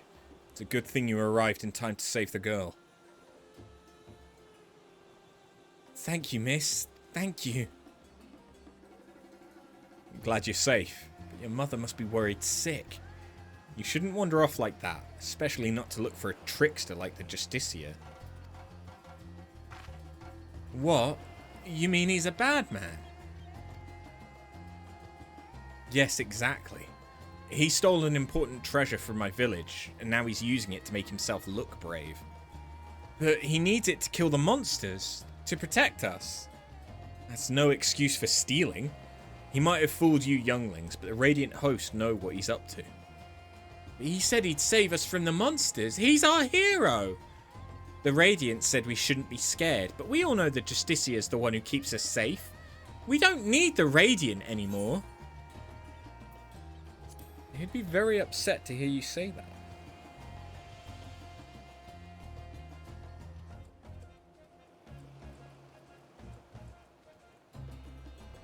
Ah, I'm sorry. I shouldn't say bad things about the Radiant. They protected everyone in the final days. I guess I forgot how much they care about us.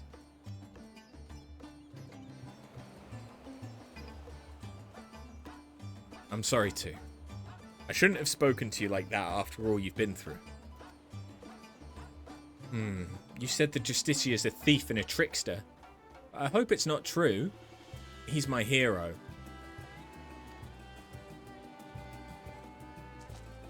Well, I'd best escort her back to Yedlamad. I'll meet you there. Later.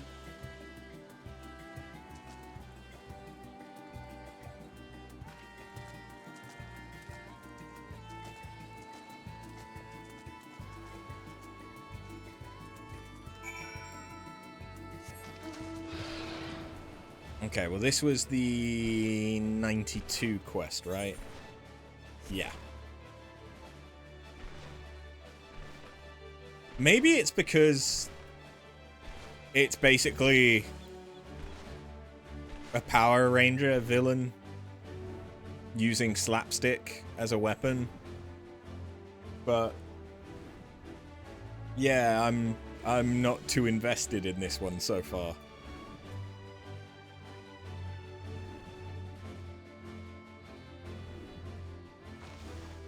Especially given the fact that like the people that are trying to get the relic back didn't really know what it did. So it feels like there isn't really much at stake here. You know? Oh.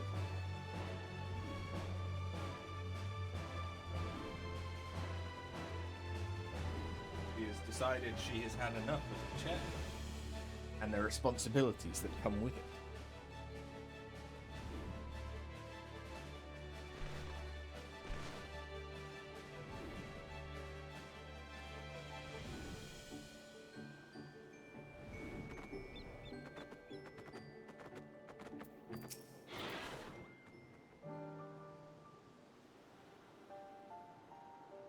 The girl and her mother are reunited, and I think we can both give ourselves a pat on the back.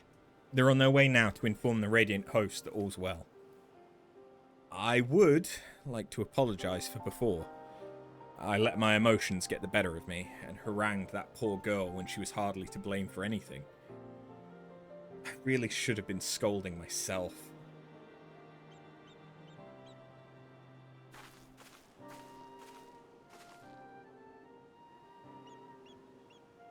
There's something I neglected to tell you before.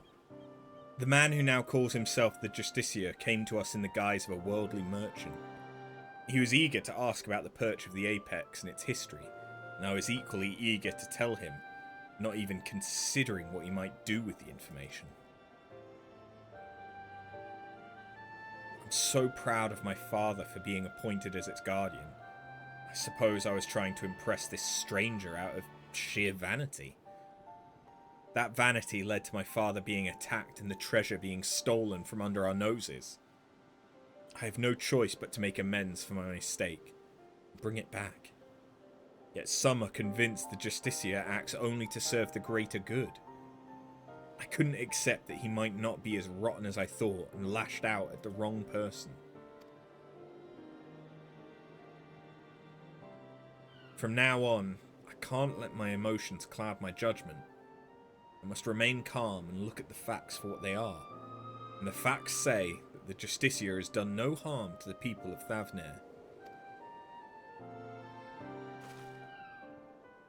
Even so, the organisation he serves, the Passage of the Unbound, is evil to its very core. If his actions at my village are not villainy, I don't know what is. The situation's fraught with contradictions. I still don't know what to think. What about you? Even if he hasn't attacked anyone, his actions are stirring unrest. Yep. I agree. He speaks of justice and heroism with great bluster. Yet there's something we're missing. Thank you for your wise words. I sometimes find it difficult to keep my heart from skewing my perspective, so I'm grateful that you're here to help me see clearly. So, it seems our objective is unchanged. We track down the man who stole my people's sacred treasure, whatever his intentions may be. Unraveling them comes secondary to finding the man himself. I'll continue to pour my every effort into the search, so stop by from time to time. I may have something new to share with you.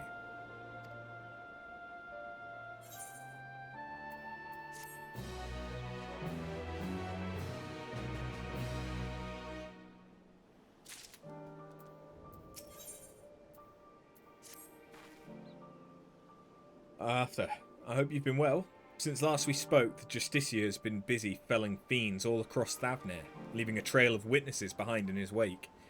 More than a few have reported seeing stones falling from the sky, which all but confirms our theory that the treasure is causing the phenomenon. The stories share one more peculiar commonality. It seems the pests he hunts have all been of the seedkin variety.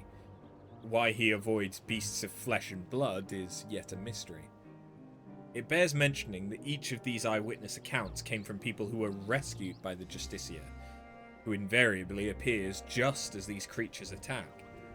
In fact, the Justicia has been there to save the day in every single instance of seedkin-related mischief. Awfully suspicious, if you ask me, and I'm not the only one who thinks so. Some among the Radiant host have suggested the Justicia is planning these assaults somehow, so he alone can reap the glory from thwarting them. I agree and think this should be our next avenue of investigation. Makes sense? Many of these incidents occurred near the Giant Skull grounds, so we should start our search there. If we can find one of these monstrous plants before it finds hapless prey, we may be able to shed light upon the Justicia's methods. Time is of the essence, so let's leave at once.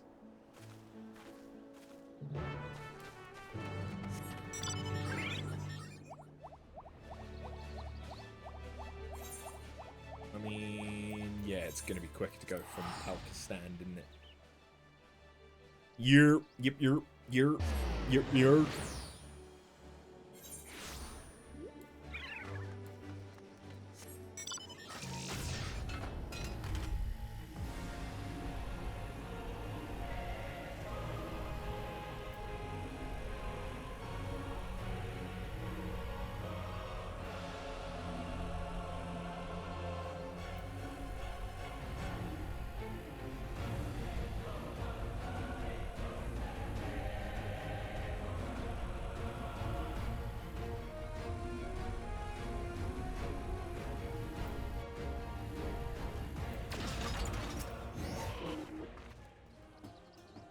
Any moving bushes, slithering vines? Not here in any case. I'll search the western path. Why don't you search the east? If you see something, don't strike to kill. Weaken it, then capture it with this rope. We'll learn much more from a live specimen rather.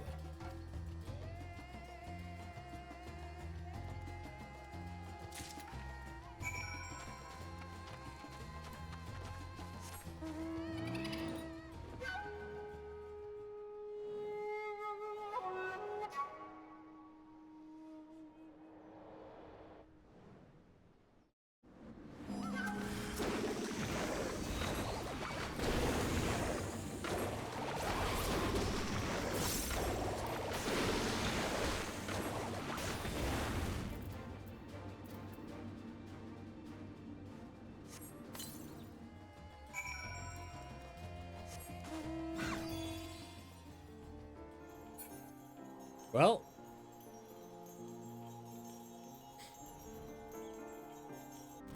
that was interesting. I see plenty of fauna roaming about, but the flora all seems to be of the rooted to the ground variety. Huh? Perhaps my hunch was incorrect?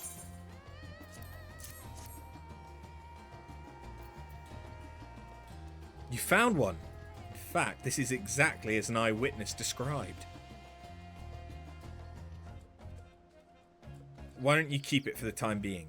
Bring it to the Great Work, and I'll ask my acquaintance there to examine it with all haste.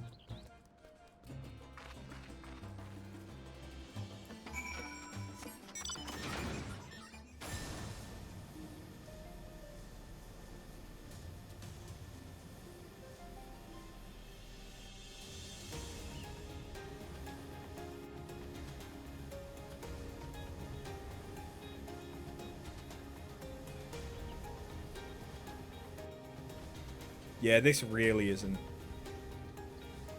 interesting me at the moment.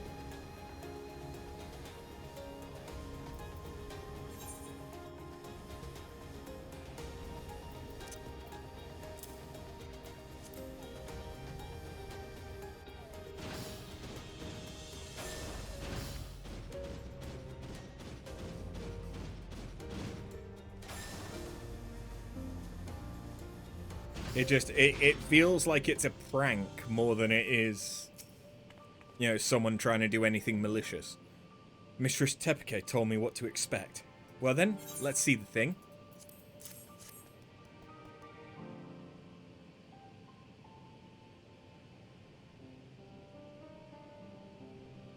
Oh, I didn't expect it to be so diminutive. If Mistress Tepike's if Miss Tepike's intuition is correct, then I expect some interesting discoveries are in store.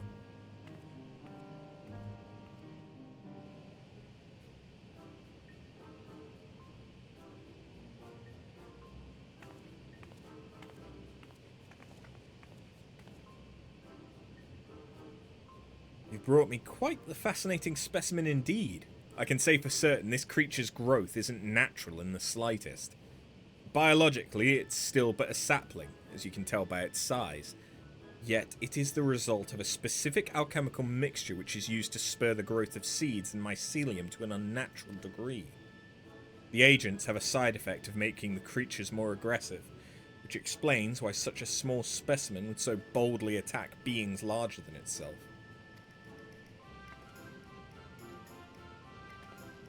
Yet the solution requires ingredients most rare, and the cost of procuring enough to synthesize it would be beyond the means of most. So, whoever's behind this, they're likely well heeled. As for the creatures themselves, if they were all grown artificially, perhaps that explains why most of the incidents involved small seedkin. Rather than wait for them to mature naturally, the Justicia must have accelerated their growth so he could deploy huge numbers over a short span of time. In fact, his plan likely requires they be small, weak foes in order to guarantee his victory. After all, the great Justicia can hardly be expected to bear the blemish of defeat. With these new details brought to light, it's almost certain he's staging these attacks on the common folk. Now we have a new perspective to guide our search. Perhaps you should return to Yedlamad. I hear the Justicia is the talk of the village, and they doubtless have stories to share. Splendid idea. Thank you. Your findings have brought us a step closer to unmasking that villain.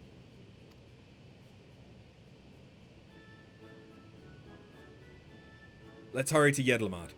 The more accounts we have of the Justicia, the better our chances of predicting his next move.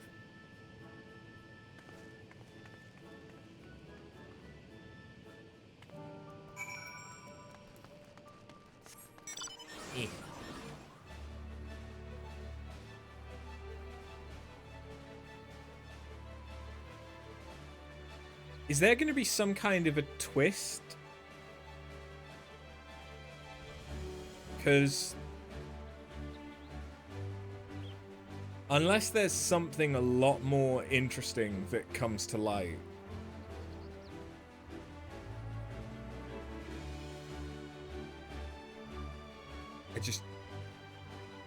this really doesn't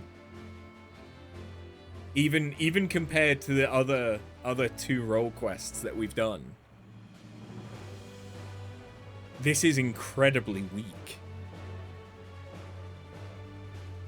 Not really, it's more of the same. It's just like, okay, yeah, he's staging attacks, but he's saving everyone. The only negative thing is that he's negatively impacting the public opinion of the Radiant, but only in children. Children who can't really do anything to actually hurt the Radiant.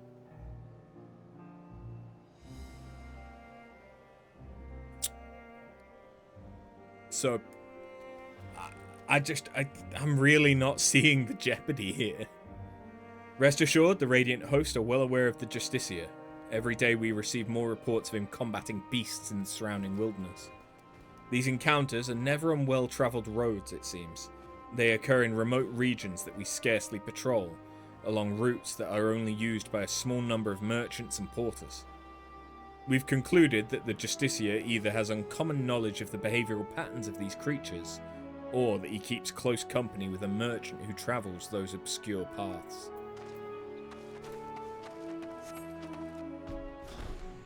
I hope that the tank and healer ones are more interesting. Oh, you're hungry to learn more of the Justicia? He's amazing. I was lucky enough to catch a glimpse of him on the road leading here, facing down a fearsome creature. Don't know how he did it, but he called down rocks from the sky to knock that thing flat. The Radiant host were away on patrol, so if he hadn't come to our rescue, that brute would have marched right into our homes. He shouted that he was the saviour of Razat Han, and even waved at me. Oh, he looked so impressive with the sun shining behind him.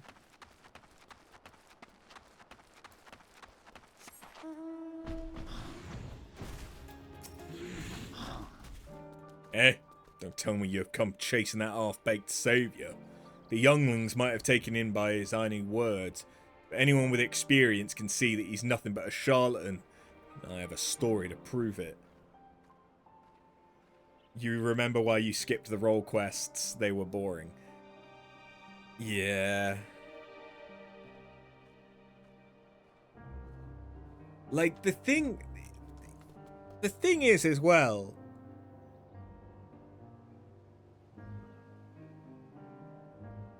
there was such an easy way of doing the role quests. It's just us hunting down a Taral Vidral. Kind of like the Shadowbringers ones, where you're hunting down the special Sin Eaters. Like that, the fact that I know that we kind of do still end up fighting the Taral Vidral in a way, but it's just like,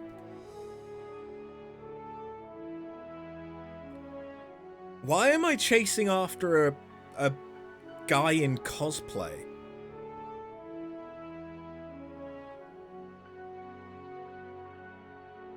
Why is this something that we're doing?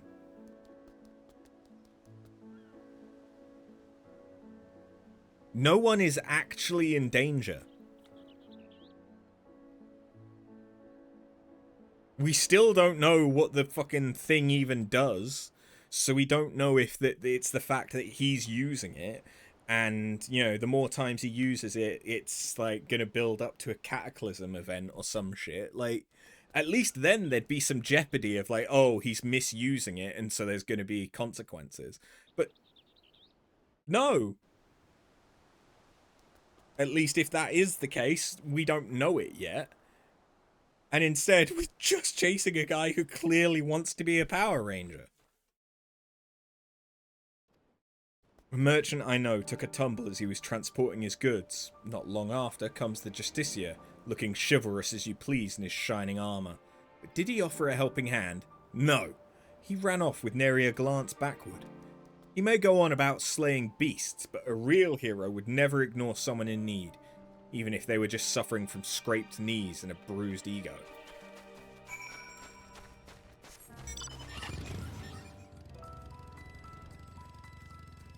Like, hunting after a Taral Vidral and, like, its offspring. Like, we could be fighting its offspring, and then at the end, we finally get to fight the actual Taral Vidral. Like, that would have been so much more interesting. Of, like, oh, how do we track this thing down? How do we... And, like, as well, it would have been staying in Dawntrail zones, and so, like, that could have been interesting. Like, behind every epic world-ending event, you have the boring adventurer life in between. Well, yeah, but...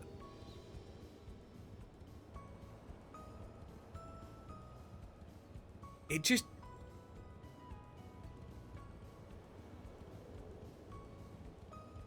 this set of role quests, like, especially this one so far, is worse than any of the job quests or any of the other role quests that we've done. And this is supposed to be the thing that shows you are a good example of whatever role you're playing as. And, like, fair enough, there's 3 DPS roles. But, like, this is the magic one. They specifically wanted us because of our knowledge of magic and shit. And so far, we've had one use, which was to sprinkle a dust on a rock to prove that it was magic.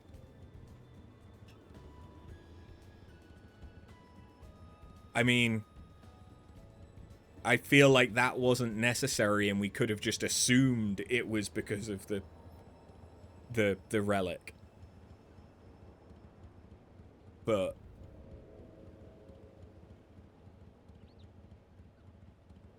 I think this is kind of coming down to the fucking Dora the Explorer shit as well.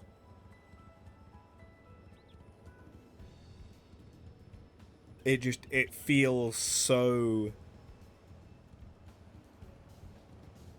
kidified. Like, if we went through an adult arc, with, like, Shadowbringers and Endwalker, and now, like, I wouldn't be surprised if we rounded a corner and there's fucking Coco Melon or some shit.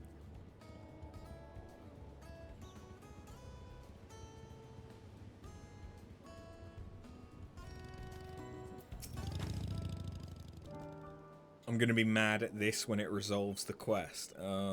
Yeah, probably. Do you have a moment? I'm having a little trouble here. I sought this merchant out because I was told he dealt with the alchemists and the great work. I thought he might know something about the Justicia, but when I asked him, well, he's been like this ever since. I apologize. I was just surprised you'd ask me about that madman. What connection could he possibly have with me? The fiends he fights are grown with rare alchemical materials, and we think he may be staging these encounters. Since you deal in such wares, I wondered if you might know how they came into their possession. I don't know what you're talking about. I mean, I've never spoken to that man. I very much doubt that. Perhaps he'll be more receptive to questioning from you. Speak up or I'll paint you.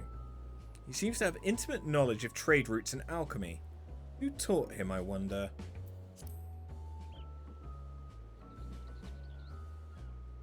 I'll make your face look like a tiger. Come now. Any merchant with a nose for profit has good relations with the alchemists. By your way of thinking, any one of us could have been in league with Virazon. Virazon, you said? Who is that, may I ask?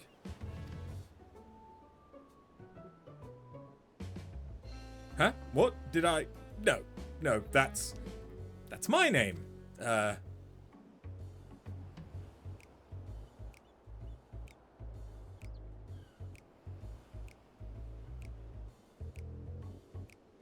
I'd be a fool to continue this charade any longer. My son Virazon is the one you know as the Justicia. To be suddenly confronted with his litany of misdeeds, I quite lost my composure. Eevee face paint, thanks. You're his father. Then do you know how he came into possession of such rare materials and knowledge? Aye, he stole them from me. My most valuable materials are my precious maps. Yet I was the one who chose to hide that fact. I bear the blame for the consequences. What can you tell us about him as a person? Virazon was obsessed with tales of legendary heroes, even from a young age. He paid a great deal of money to have him tutored in the art of the bow. He became quite skilled at it, in fact.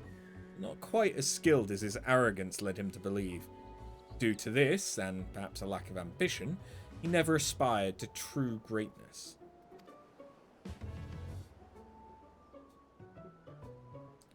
Instead, he came to rely upon fanciful equipment and exotic potions, rather than honing what skill he had. It pained me to see him fall into dissoluteness.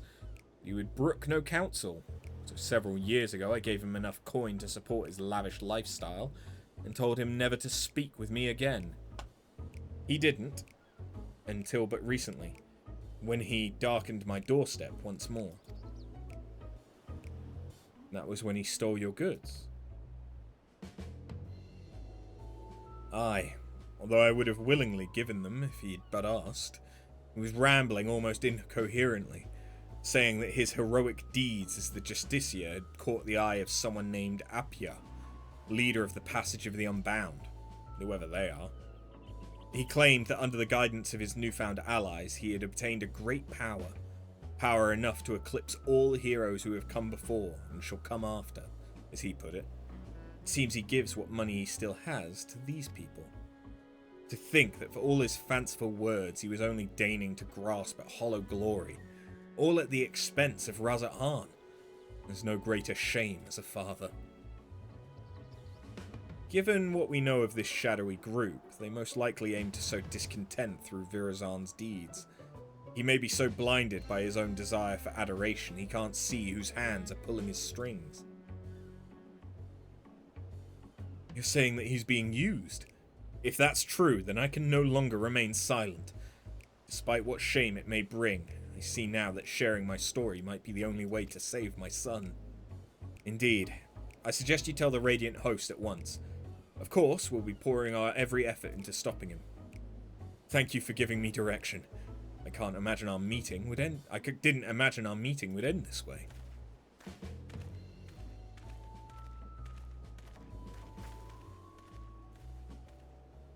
Truth be told, I'm not entirely unsympathetic toward Virazan. Basked in my father's reflected glory, while having none of my own to speak of. But glory Virazan seeks is similarly false. I too shall visit the Radiant Host and have them spread word of the Justicia's true nature. If the people are wise to his trickery, they'll be far more likely to aid us. He'll soon learn that a legend built on lies is no match for true heroism.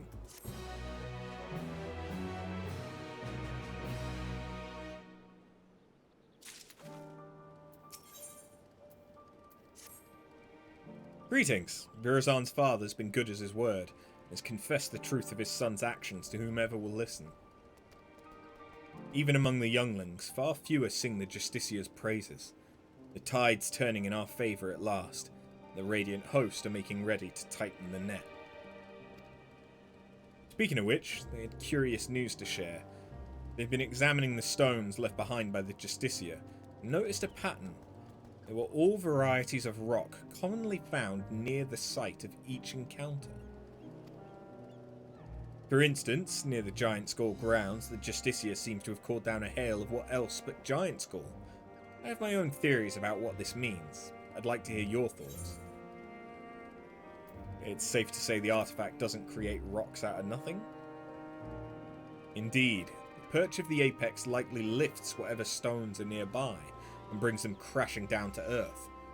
If our suspicions are correct, we're one step closer to unravelling its mysteries. But despite these favourable developments, the Justicia's popularity remains a problem.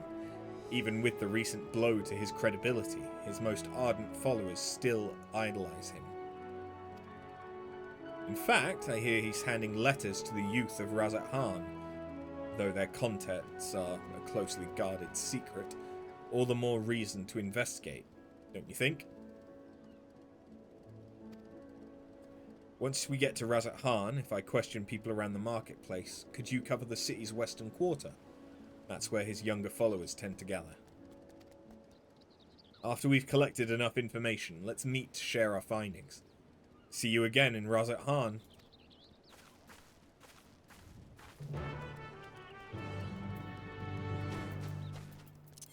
And back we go.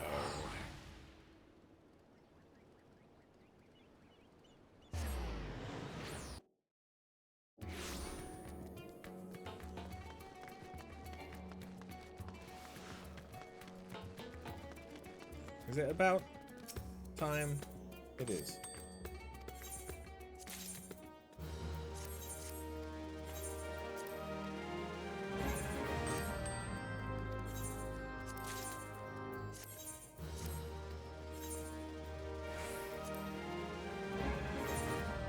Farming fates for candy, no candy. Wait, are you working on... Are you working on the Occult Crescent relic on your ult?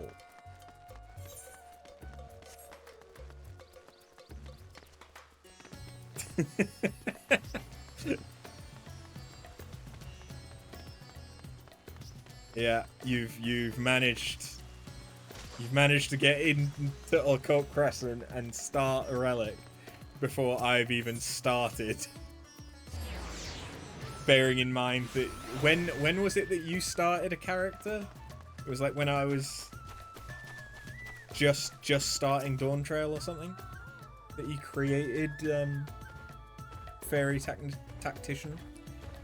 The Justiciar gave me that invitation himself, only for some thief to snatch it right out of my hand. Huh? You believe in the Justiciar too? Wow, I didn't have a chance to read the whole letter before it was stolen, but he's gathering his most devoted for a special audience. The bastard who stole my invitation's clearly up to no good. He even muttered something about getting revenge. But who could hate someone so noble?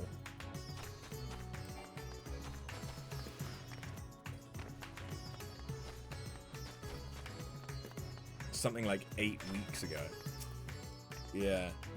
You have no concept of time right now, fair.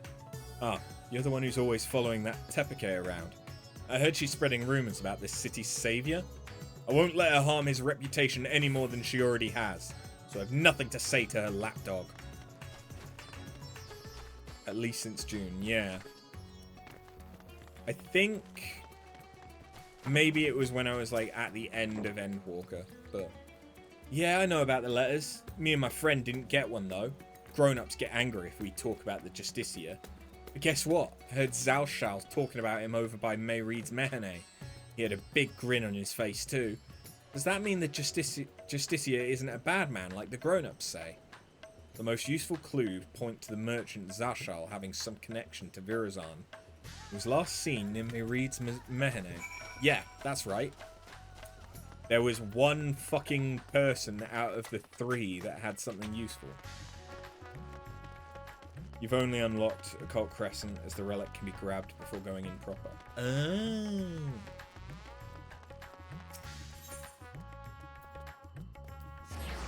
Still, that's... Occult Crescent, given that not all of the raid tier is out and not all of the Alliance raids are out,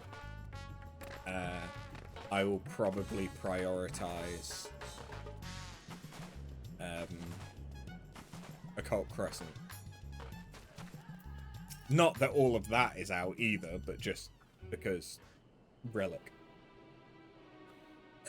It's true what they say. A fool and his gill are soon parted.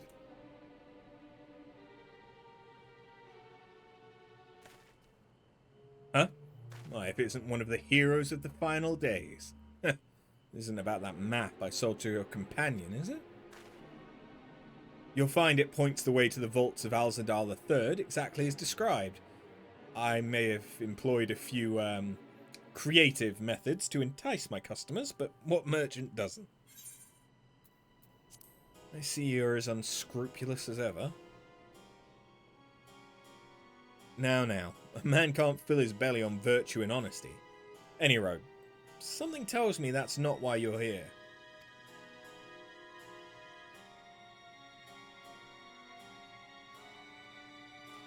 You're after the Justiciar. Your choice of quarry is unusual, to say the least. But perhaps I can help you along, eh? A young man came asking for a map to open the way to Uznair. I told him every map I sold him every map I had, assuring him that the one he needed was among them. I suppose he found it, as I hear these letters that were handed out contain a copy of a map. I dare say that young fellow was the Justiciar himself, and he's planning a clandestine meeting in Uznair canals. Mind you, it appears he has no shortage of enemies. No doubt they'll try to interfere.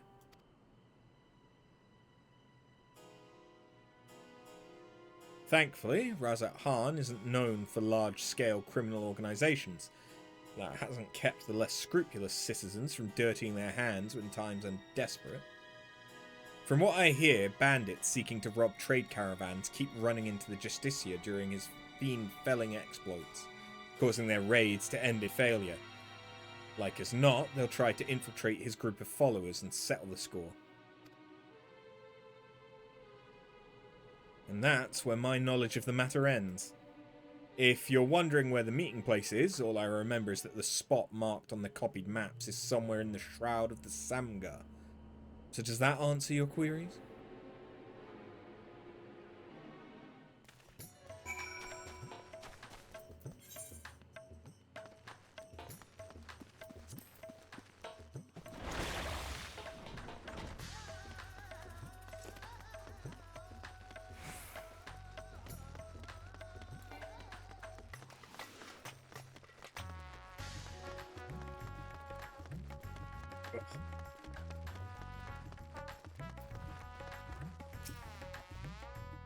Those in support of the Justicia didn't seem surprised when I told them of his misdeeds, but still they were reluctant to betray him. In short, I've had no luck. What about you?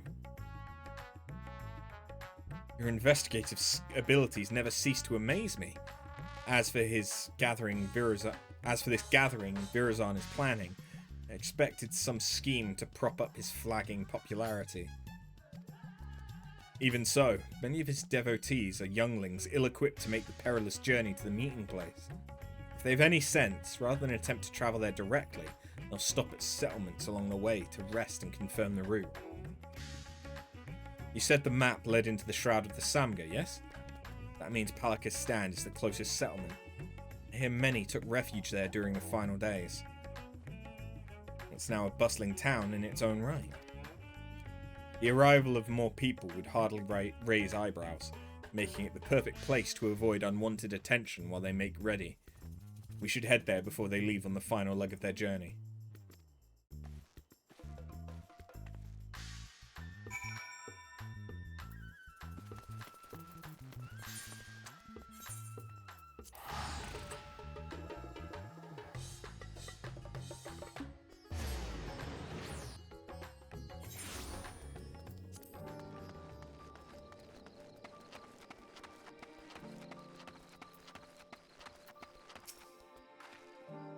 I was right.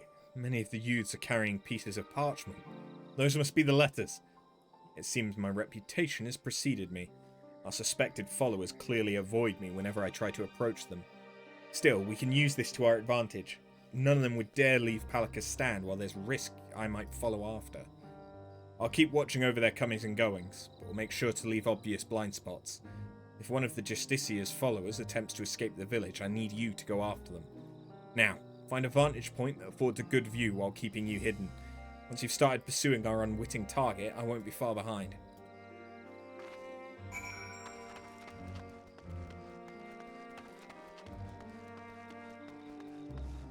Well.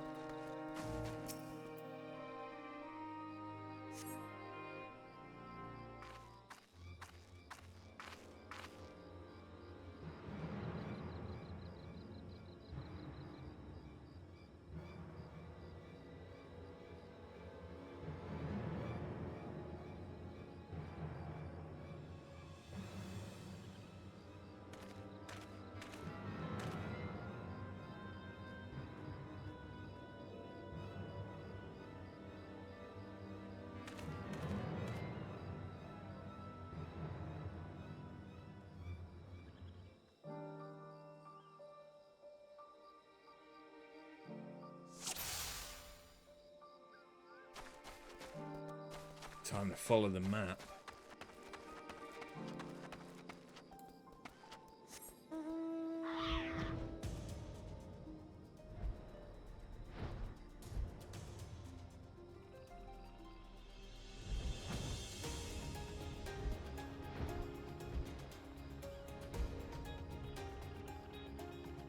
So sneaky.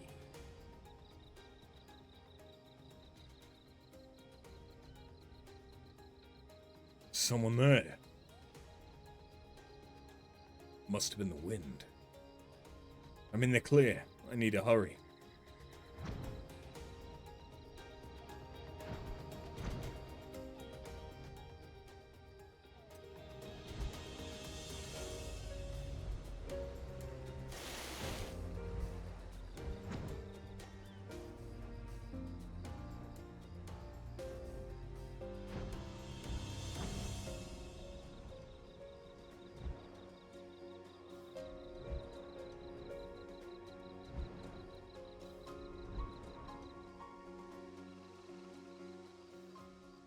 Made it.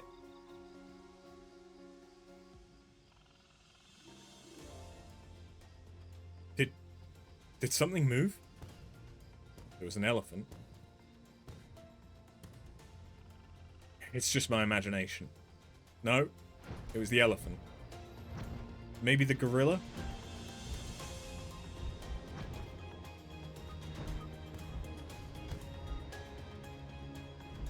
The map points here. Oh. That one wasn't too bad.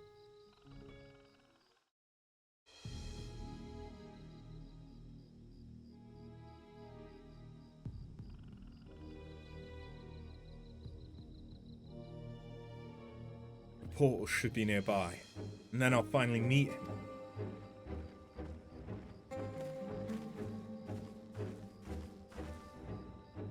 What?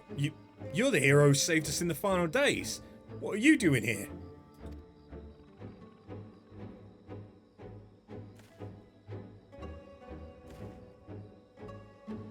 So you're working alongside that woman I saw at the village. I've heard about the rumors she's spreading, but I had no idea she'd enlisted your aid. Justicia saved me, you see. I was transporting goods for a local merchant who was too miserly to even hire a proper escort. A ferocious creature ambushed me, but my savior arrived from nowhere and saw off the beast. I owe him my life. That's why I came here, to see if there's any truth to the rumors. Now I understand I'm in over my head. I'm going back home. Here, you can have the map. I trust you to take the measure of the Justicia and to share the truth with us all. Okay.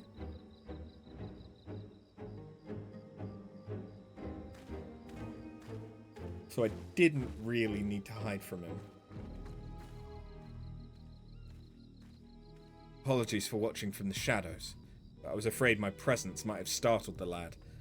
I was able to hear what he said though, and his gratitude towards the Justicia seemed genuine. I dare say the other followers feel similarly. Well, now that we have a map of our own, let's open the portal and confront Virazan.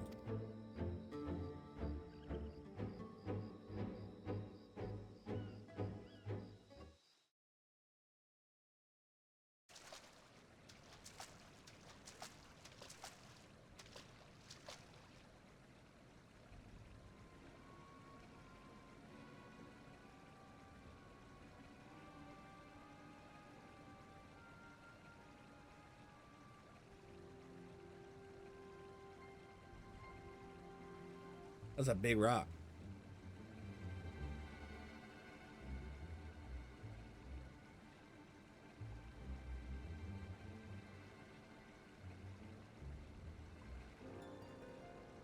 What a sight. Did the treasure cause this?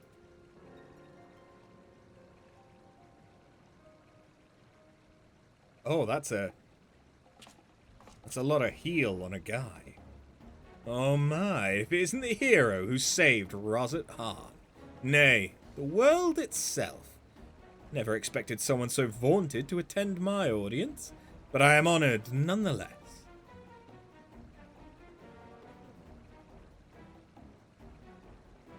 Enough of your games, Virazan.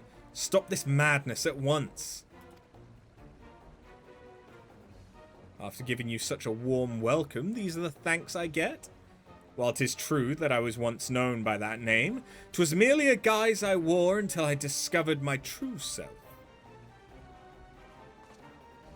So long as I am the masked hero of Razat Han, I shall not suffer any to call me Virazan. But that is your name, isn't it?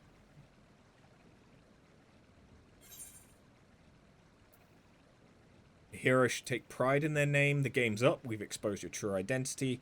Why don't you drop the act and try being a true hero?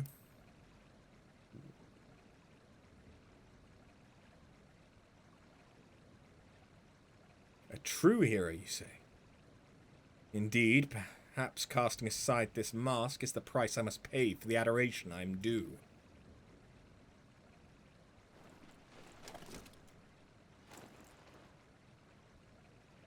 He's literally just a kid. Very well. My name shall ring through Razat Han. Let it be known that the Justicia is Virazan, and Virazan is the Justicia. What are you saying? You unleashed the perch of the Apex upon your own followers. You know its name. Wait, I remember you. The girl from Shaktral, yes? Your village's artifact is not discriminating in its wrath. Some among my followers harbored wicked intentions, and it brought sorrow unto my enemies. Truth of heart caught in the aftermath were merely unfortunate. But they believed in you, even though you tricked them. What kind of hero are you? Not a very good one. You too would oppose me. I had thought that as fellow saviors we might find some common ground, yet it would seem we are destined to walk different paths. Now faced with unknown peril, a great fervour rages within me.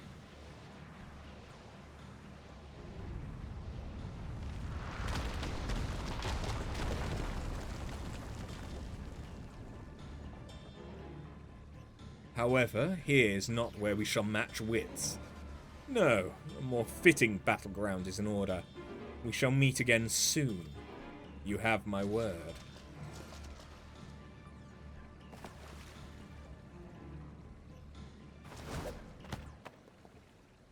Yeah!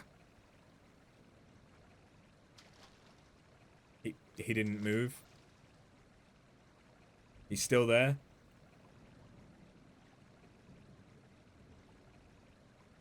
Or he was.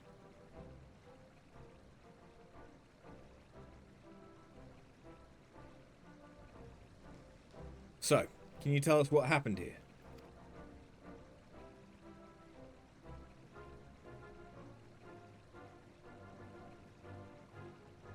He gathered us all around and made a grand speech, claimed he was the hero that would drive back the flood of fiends threatening Thavnair. Then he spoke of his anger at the recent rumours. He told us to go forth and repair his damaged reputation, so that the people would love him again. He became quite impassioned, in fact. As for us two, we were here to teach him a lesson, biding our time until his back was turned. We couldn't stomach his self-righteous drivel any longer.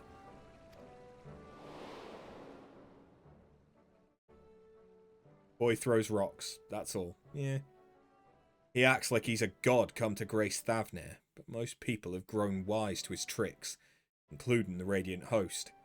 We stepped forward and told him as much, then demanded he admit he's been pulling the wool over people's eyes. That's when he started waving that thing about.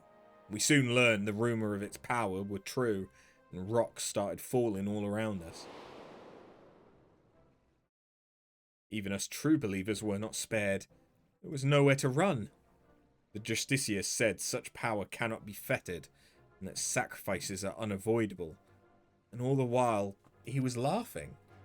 We pleaded with him for mercy, but that just made him angrier. He flourished the object again, and yet more rocks assailed us. Yeah, he's a dick. It was horrible. Stones big and small raining down endlessly. Until you two appeared, that is. Thank you for telling us what happened. I only wish we could have arrived sooner. Now, just to set things straight, it was you two that brandished your weapons first, yes? Well, I won't deny that, but we were only trying to bring the truth of his misdeeds to light, though we might have had some personal scores to settle on top of that. Before I left Palika's stand, I asked the Radiant host there to look out for anyone returning from the wilderness. I suggest you head there and seek their aid. While you're there, share with them what you just told us. And as for the pair of you, don't even think about running away, or you'll have us to deal with.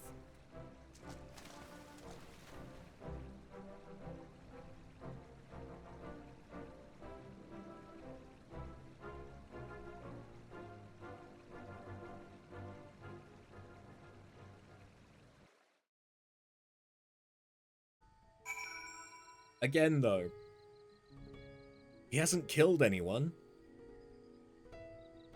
I mean, he knocked out your dad and your dad's in a coma, but so far that's kind of the most serious thing he's done other than steal the relic. Even then, it's not like anyone died. It's it's attempted murder, but like...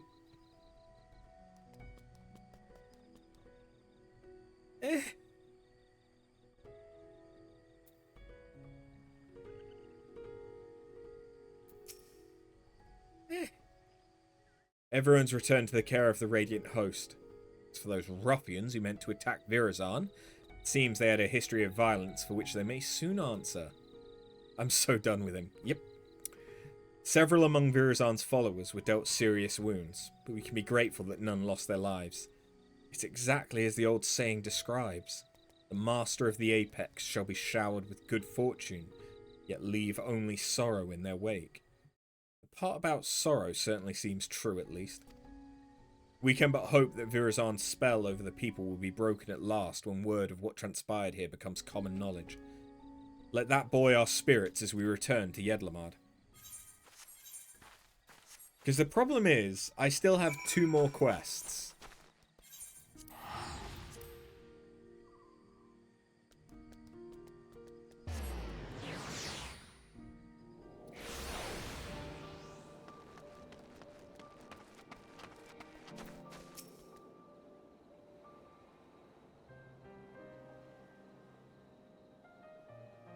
Well, that was certainly an ordeal, although Virazan got away.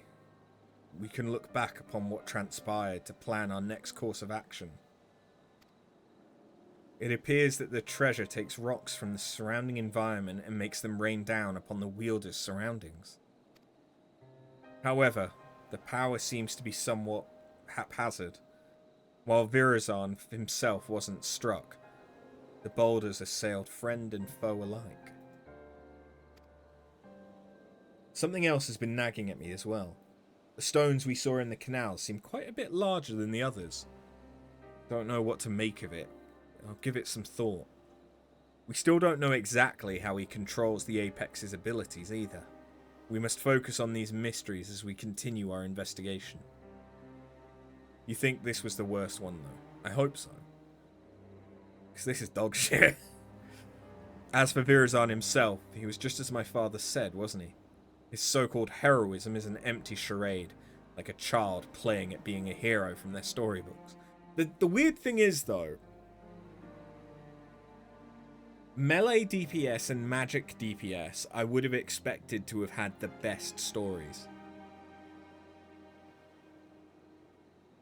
Because if you're playing Viper or Pictomancer, that would be what you're doing. That would, like, you should be able to do something that actually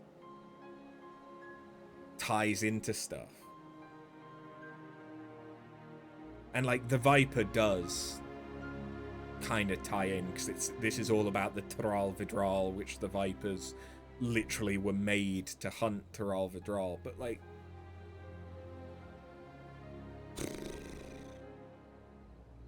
I mean, I suppose this does feel like it deserves finger painting.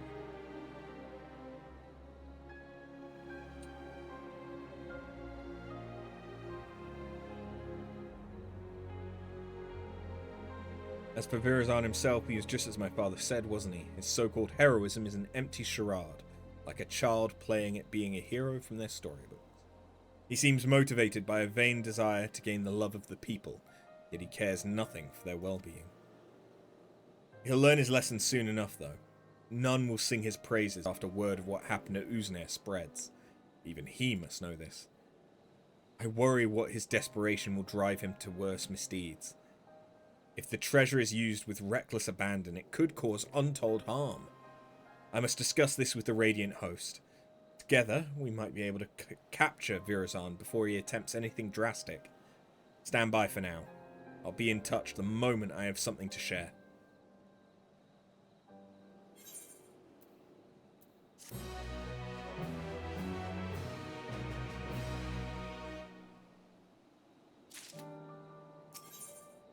So, you got anything to share? It seems Virazan's been laying low since our last encounter. I'm sad to say, however, that my investigations have uncovered little. But still, there's cause to celebrate, for I've received a letter from my mother with good tidings. My father has finally awakened after the grievous wound dealt to him by Virazan. He's well enough to travel to Tuliolal, in fact, and may have already arrived. Of course, I'd love nothing more than to go to him, but I pledged not to return until I had the perch of the apex in hand. Besides, I'm soon to depart with the Radiant Host to try and sniff out Virazan's whereabouts before he acts out of desperation. That's why I ask that you go in my stead. As the treasure's guardian, no one living is more knowledgeable about its history than he. If you share with him all that's transpired since we began our search, he may be able to point out something that we've missed. I know it's a lot to ask, but the safety of Thavnair depends on it. And please, give my family my regards. My mother should be able to tell you where in Tuliolal my father's staying. Once you're finished, let's meet in the Aetheryte Plaza in Razat Han to share what we've learned.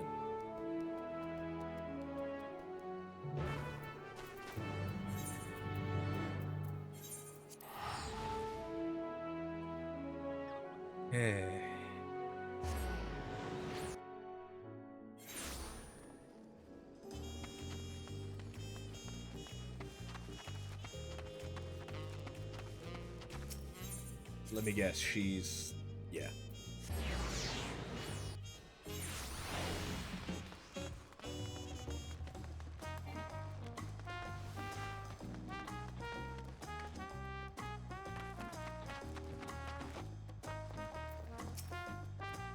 Oh, it isn't after, but I don't see Tepeke with you.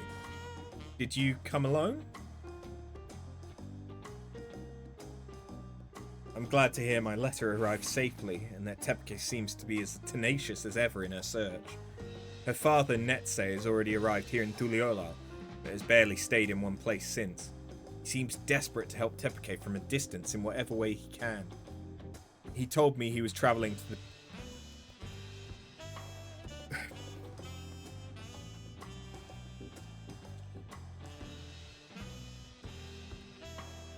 Yarioinan Plain, in search of information he assured me was quite vital. If you wish to speak with him, he'll doubtless be in the area.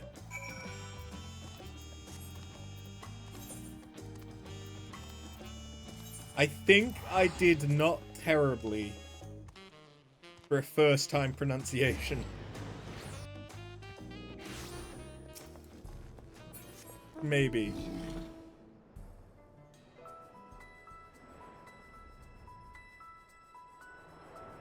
I tried.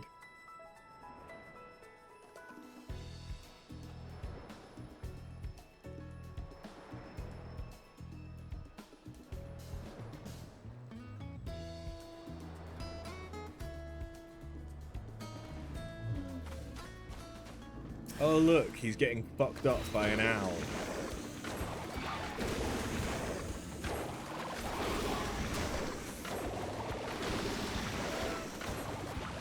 It's fine, Gwyn isn't paying enough attention to judge. How many deaths is Gwyn up to? Maybe that'll help me feel... 30. Okay. He's halfway there to my death count. 4 in the last 20 minutes. Yeah. Thank you, Traveller. I overextended myself. I've but recently recovered from a severe injury. Was a fool to confront such a beast alone. So you're the after I've heard so much about. What the fuck are you wearing on your face? I owe you many thanks for all you've done to recover the perch of the apex. News of your progress in Thavne is most heartening. Despite my position as its guardian, I never knew it could rain down stones from the heavens. Since arriving in Tuliolal, I've done what I can to shed light upon the Tral Vidral sealed within the treasure. And, after the nations of Tral were unified, some left our village to build new homes in the city. I've sought them out to see if they know anything of use. Unfortunately, none could offer insight into the treasure's magics, but one of them told me that owls lurked around this place. And since the Tral Vidral sealed within the perch of the apex was once an owl, it seemed logical to pursue such a quarry. I thought perhaps I could glean something about the ancient beast from their behaviour. Like as not, some fundamental aspect remains the same even after transformation. But having heard your account, there is one fundamental difference that stands out.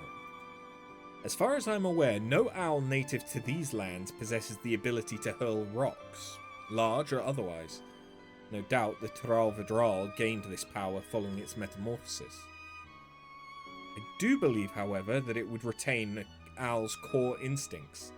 That one you fought didn't strike unprovoked. Instead, it watched me from afar with fear in its eyes. While this is normal behaviour for most animals, I was surprised by how suddenly it descended upon me the moment I started approaching. It sensed danger and attacked preemptively. I had the same thought. The owl sensed a threat and chose to confront it rather than run from it. And this same impulse may have driven the Tral Vidral. Indeed, that correlates with something I heard from one of my countrymen who had relocated to Tuliolal. He spoke of a continuation to the tales passed down from the elders. No hunter's arrow could fell the apex. It was struck down in a storm of its own wrath, made wild by a heart affright. Thus was it sealed away at last. Now, judging from the owl's behaviour, I can theorise the treasure is activated when its bearer senses danger. And according to the story, this power can easily get out of hand if its bearer is panicked. Of course, this theory must be tested first. Virazan will certainly use the perch of the apex again. When he does, I ask that you and Tepike pay special attention to the circumstances leading to its activation. You have my thanks. Loath though I am to admit it, I've yet to recover from my long convalescence. I would only be a burden to you. Wish I could aid my daughter another way, but you more than make up for my absence. Please, lend her every bit of knowledge you have. I pray that my daughter will soon return home, treasure in hand.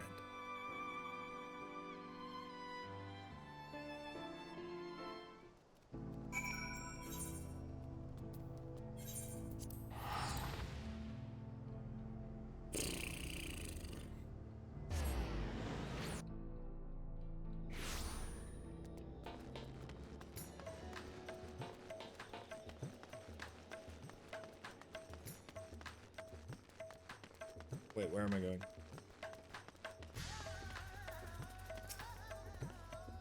You came just in time.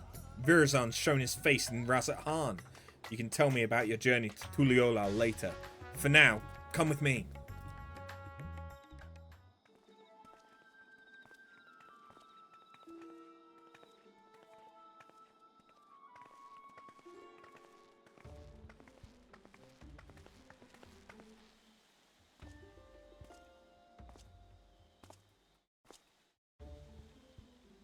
Haha, are you surprised? Thanks to the sage counsel of a fellow hero, I've decided to doff my mask. Although my face may be unfamiliar, I believe you know who I am.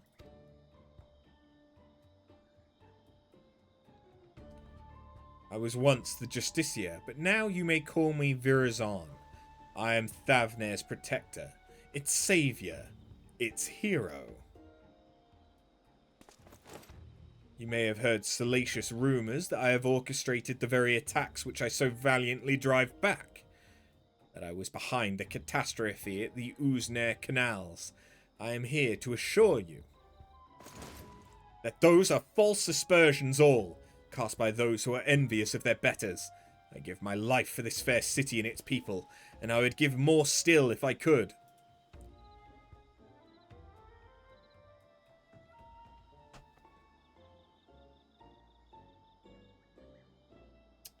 Why am I suddenly noticing parallels to Trump?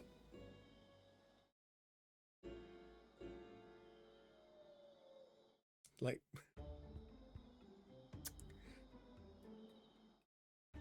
oh god. It makes so much more sense. That's a rabbit hole to avoid. It would make so much more sense. If he starts talking about building a wall, some of these fates be spicy, you're not a natural DPS. Well, if you wait, I'm sure I can help you. When I'm doing it.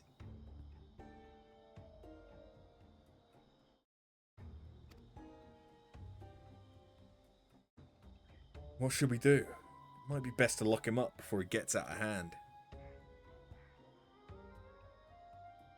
Wait, we don't want him raining down rocks with all these bystanders around. For now, keep a careful eye on him. All I ask for is your respect, your adoration, a dream held by all but realized only by a few. And I would be one of those few. I have proven myself worthy of being your savior, and now, with an entire city watching with bated breath, I shall declare my intent to reach even higher. Yes, for I can protect you all the better as your ruler. I shall retire the mantle of hero and take up the crown as the king of Razet-Han.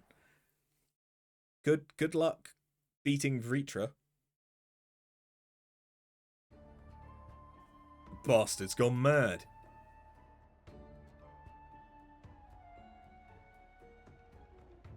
I wield power unassailable. With me on your throne, you would never again have cause to fear. All would live in peace. All would shower me with love. They would shout it to the heavens. And from that love would spring a new Razet-Han. A greater Razet-Han. Enough of your lies, Virazon. The power you wield protects none but yourself. To everyone else, it brings only ruin. Of course, the road to greatness is ever paved with necessary sacrifices. Yet so long as your ruler lives, Razet-Han shall know naught but prosperity. It's going to be huge. You think you're better than Master Vritra? He bore this city and its people on his back, while you look fit to collapse under the weight of your own armor. You're no leader, you're a damn joke.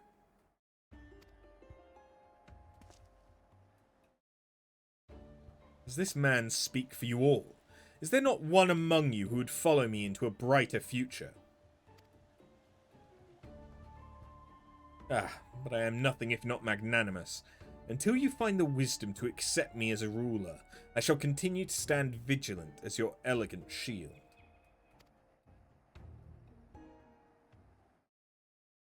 Stop this, Virazon. You're only making it worse for yourself.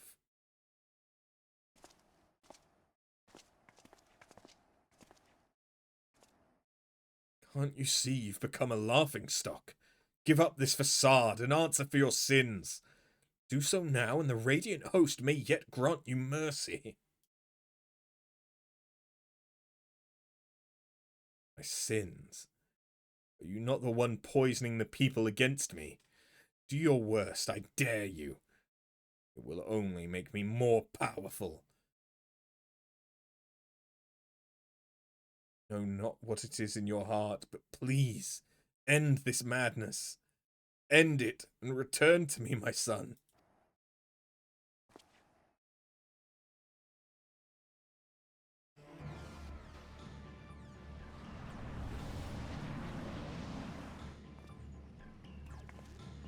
Don't get any closer.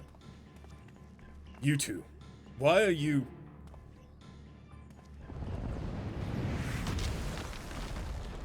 There's a big old rock.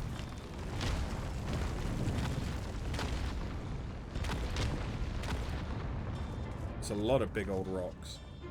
What?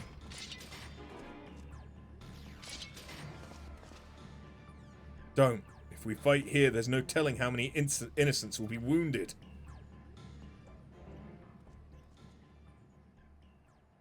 Pathetic as ever. I tire of this farce. I have declared my intent to become the king of Razat Han. As for you two, this is no place for a battle between heroes. We shall meet again. Mark my words. Then we shall decide who is mightier.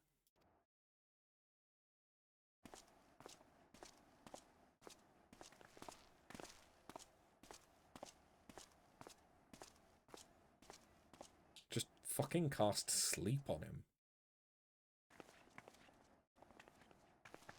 Put him to sleep, take the relic back, and then, yeah, lock him away. We can't risk a confrontation in the city.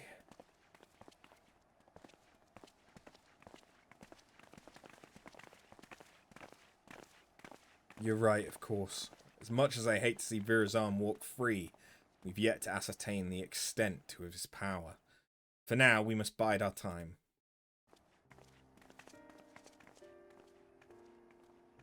I noticed that despite all his proclaimed love for its people, he didn't even look back at them as he retreated. Perhaps he couldn't bear to look at them in the eye? Or one of them, at least.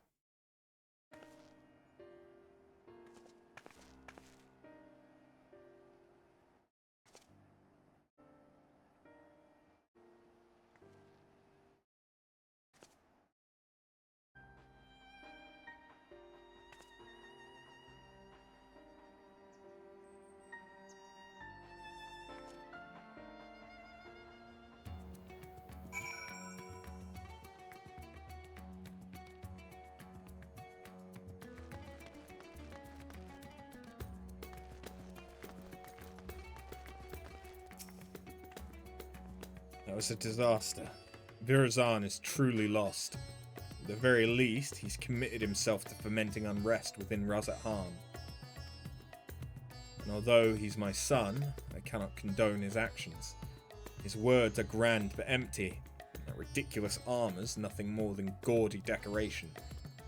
He is truly the embodiment of false heroism. What's more, this latest debacle has surely made him a criminal in the eyes of the Radiant Host. All I can do now is beg them to grant my son some small degree of clemency. Before you go, may I ask you something? After Virazan called down the rocks, did you see his expression? I thought it peculiar, but I'm curious as to what his father saw in that face. Aye, it's a familiar look. When I used to scold him for losing himself in make-believe, he would get that same cast in his eyes. Civilian losses are okay, let's end it now. Jesus. A look of petulant rage, as if he resented me for pulling him out of his reverie and into harsh reality. He hasn't changed. I apologize, but I must go. Just as I thought. Even clad in his shining armour, he can't bear to be told no. And now his childish games have taken a malevolent turn. But for now, we should return to Gedlamad. We still have yet to hear what you learned in Tuliolal after all.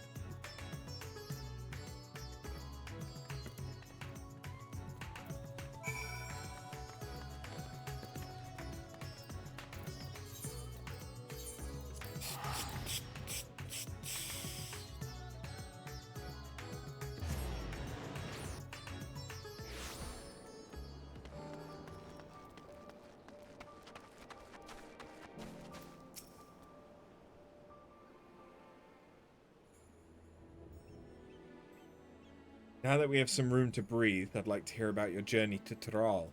Did my father have anything to share?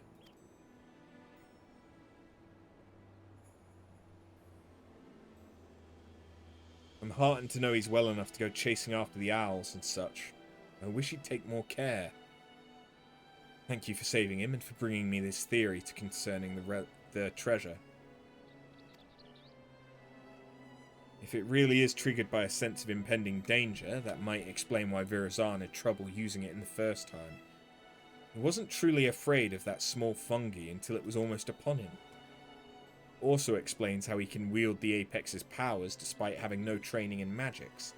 It responds to emotion, not intent. So much is falling into place. He goaded the Radiant into apprehending him because he knew the threat would be answered. You saw how nonchalantly he quit that plaza, almost as if defying someone to stop him. Almost as if defying someone to stop him. That's an odd sentence. Virazan truly believes himself to be untouchable. I think his words and deeds align with the theory well enough. As for that curious fragment of the story, it seems to imply that the Thrall Vidral lost control in a panic. Perhaps its strength grows in proportion to the danger it senses. And when that danger is too great, well, you saw what happened at the Uznir Canals and Razat Han. You were present both times, as were others who wished Virazan ill, and both times we saw stones much larger than we've seen before. Now I understand why he's so eager to face you. An opponent of your caliber will strike fear into Virazan's very core, and that fear will summon a power greater than any he's ever known. Power enough to bring a hero to her knees. Or so he thinks, but we know better. We'll use that arrogance to our advantage and bring him crashing down to earth. Although we may have to contend with the falling rocks for a time, in a straight fight he'll be outmatched. So we strike fast and we strike hard, until that fancy armour is nothing more than mangled steel. Although you may prefer to put your foes to sleep and whatnot, we know he has an arsenal of our chemical concoctions at his disposal. That's why I suggest a bit of good old-fashioned brute force. While you unleash your most fearsome destructive spells, I'll be your shield. Don't even think of holding back. I'm just glad this is almost over. I look forward to fighting by your side. Now, we simply have to find a suitable arena. I shall consult the Radiant host as to the location. Once that's decided, we'll confront Virazan for the final time.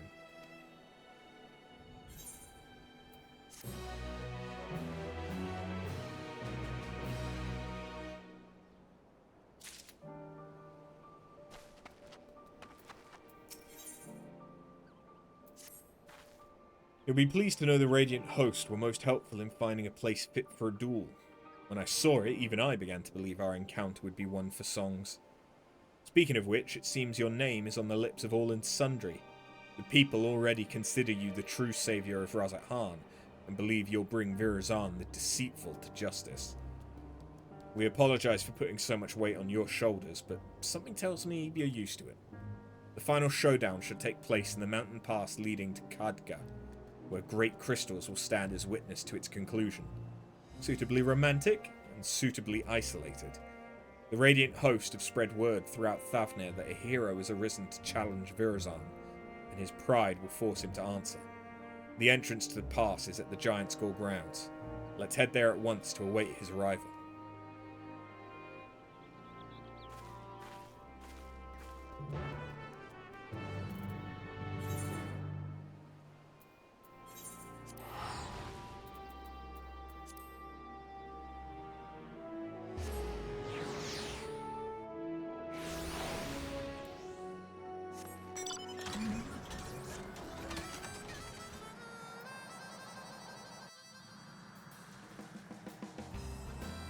So basically,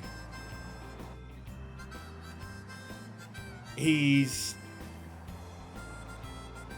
Veruca Salt if she wanted to be a Power Ranger.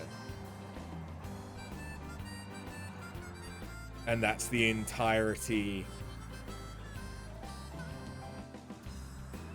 of the jeopardy in this set of quests. Is that there's a spoiled little shit running around.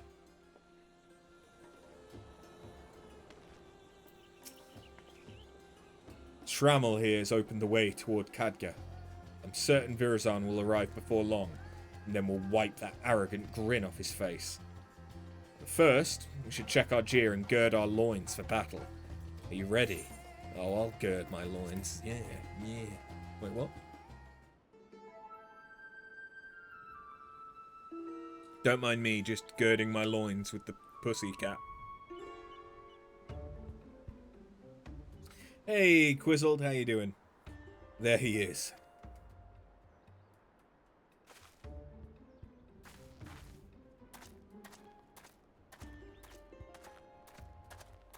The thing that I find weird is that we know he's supposedly good with the bow. Surely he could have taken... Like, if he was going to manufacture... like, relatively easy things to kill. Why not just use his bow? Why did he need the power to call rocks from the sky? How did he know what that power would be? Because, like, all of the other powers so far, like, there's been a reason why the person that stole that relic wanted that relic. Whereas this one just feels like he just picked a random village, went, and was like, hey, you got any Taral Vidral relics? Mine! Like,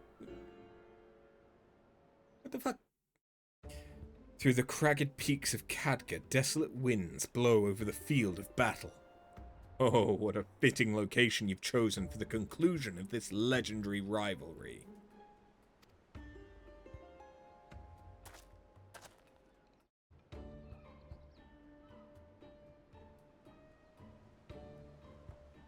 I was right not to face you before, in environs unsuited to a struggle between titans.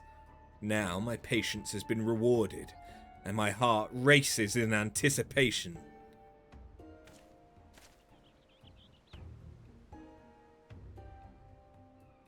I knew you'd answer our challenge. You'd never be able to stomach the people calling you craven.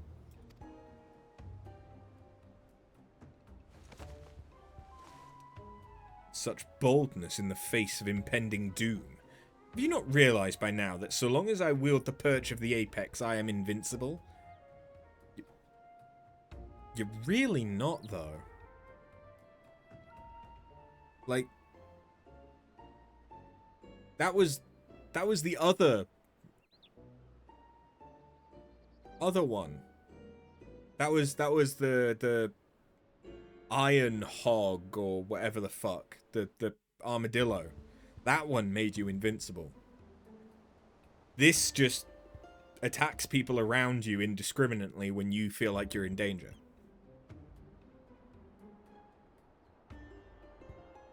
If I shoot you with an arrow, unless the rock knocks the arrow out of the air, you're still getting hit by an arrow. Fair enough, if I run up and try and punch you, yeah, I'm probably going to have a bad time. But, like, there's magic. There's arrows. There's fucking guns. There's even chakram. Like, you're really not invincible, dude. We'll soon put that to the test. You rely too much upon stolen power. It deludes you. You claim to be a savior to the people, but they have seen through your lies. Even your own father can scarce bear to look at you. You're nothing but a small, small man, hiding within the hollow facade of a hero, And today we tear that facade down. Will you now? You may have the metal, but have you the puissance to claim the mantle of hero? My mantle. Dude. Hero that prevented the final days.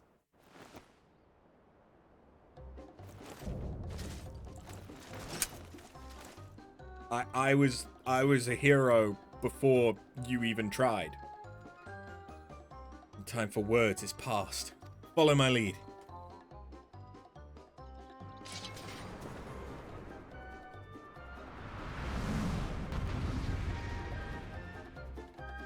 How annoying is this fight gonna be? I hope that the fight is at least somewhat interesting. Today we learn who the true hero is.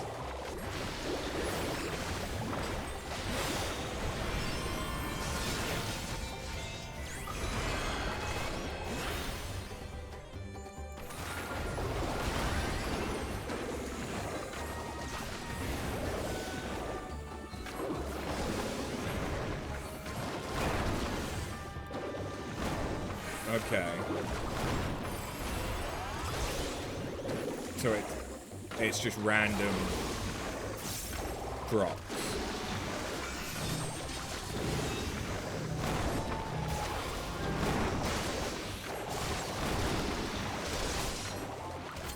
You're as fierce as they say, yet I wield potion concocted by Thavsner's finest alchemists.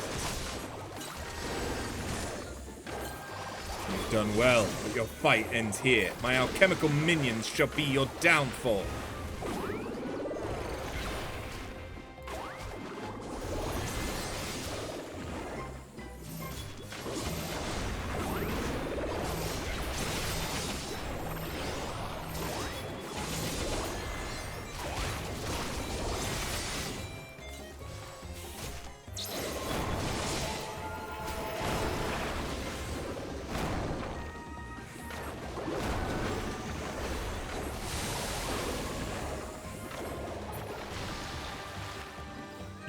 You defeated them already.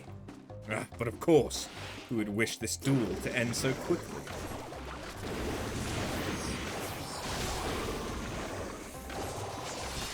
I really should have been painting. Don't you ever shut up?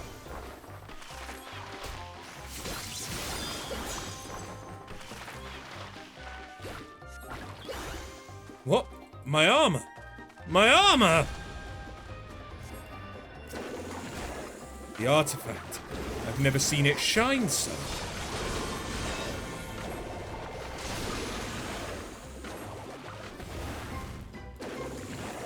Such power as I've never witnessed before. The apex roars with untold fury.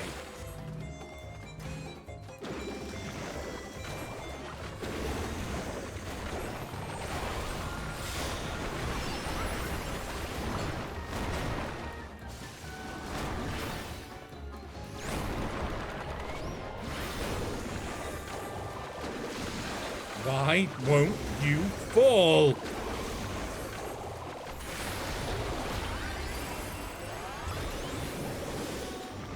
This cannot be. I am meant to be king. My most precious potions. They're almost gone.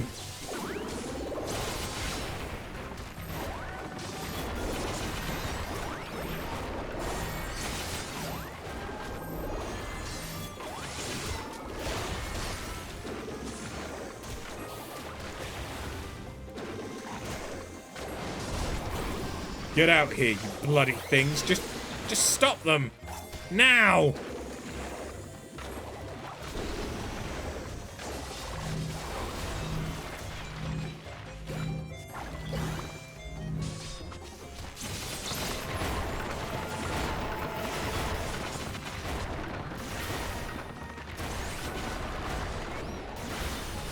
I cannot lose.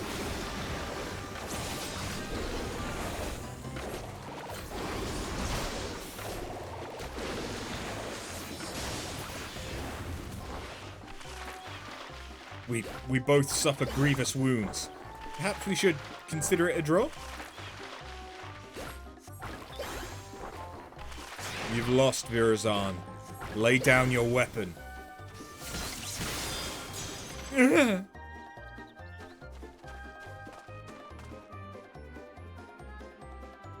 utterly defenseless. This rotten piece of wood was supposed to make me invincible. I can't move. The artifact, it's...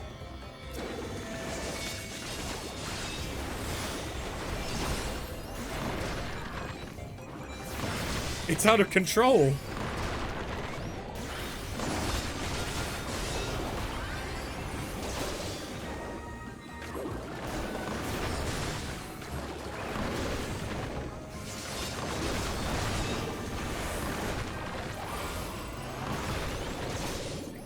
It can't end like this. I won't let it. I won't let it. But I am a hero. Someone save me.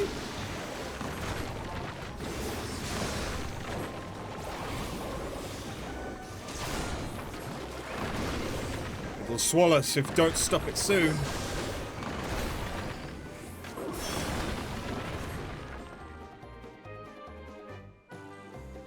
Yeah, that was alright.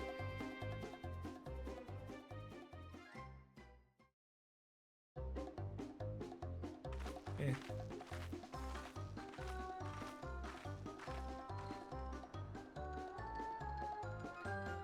It was a fairly normal thing.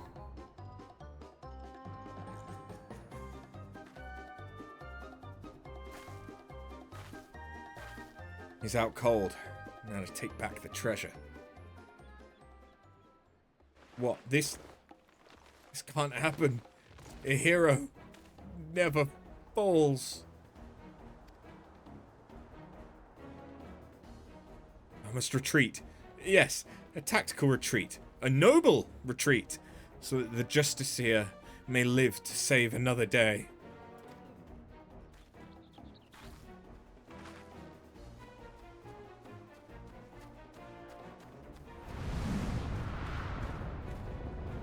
Huh? Big rock. Oh no, little rock.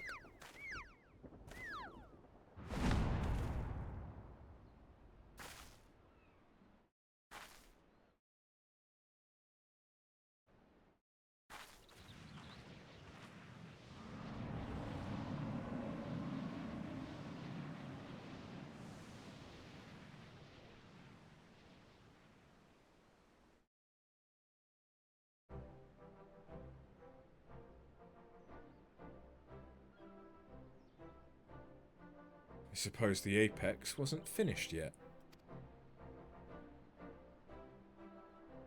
It seems Virazan, in his cowardly haste, neglected to look skyward. Was it an unfortunate accident?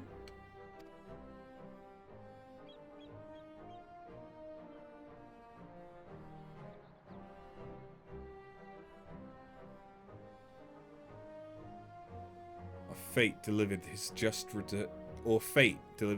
desserts.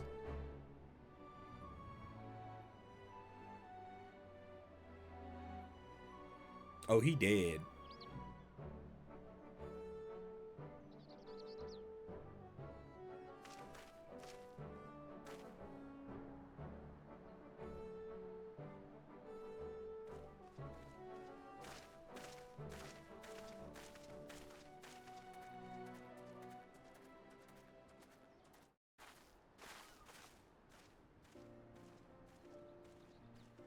Claimed to be Razat Khan's savior, yet he sowed only discontent among its people. Perhaps some days in a sunless jail will give him time to reflect upon the error of his ways.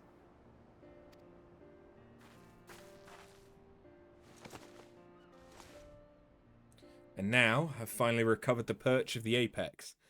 Thank you for coming this far with me. Mediocre end to a meh story. Yeah, I wouldn't even say it was a meh. It's just It's like, meh is like, meh. This was bad. Like, this wasn't just meh. This was, ugh. The battle was hard fought, but we made it through. Virazan's is the responsibility of the Radiant Host now. And now that I've done what I pledged to do, I must return home and bring the good tidings to my mother and father. Yet before doing so, there are many others I must thank. In the meantime, can I count on you to meet my family at Tuliolal for one final farewell? My parents will surely be glad to see you again.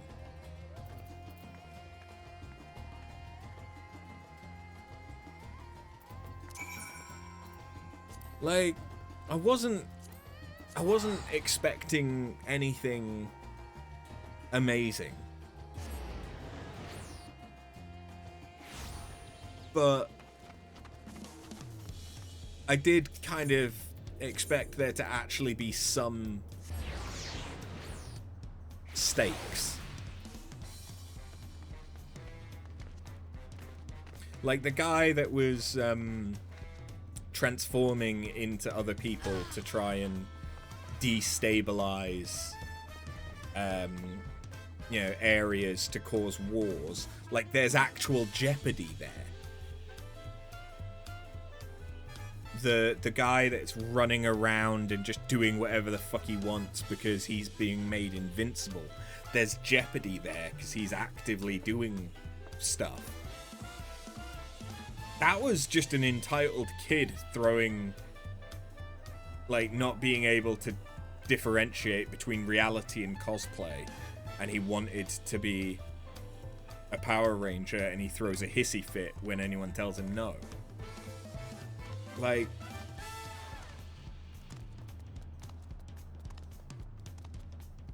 that was nothing compared to the other two stories that we've seen in this set of role quests. Never mind comparing it to other role quests. It's just like, what the fuck? I didn't expect to see you in Tuliolal again so soon. Is Tepeke well?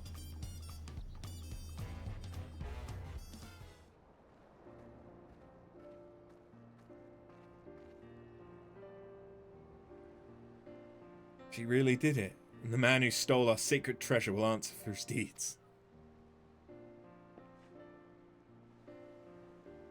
Father, Mother, it's good to see you.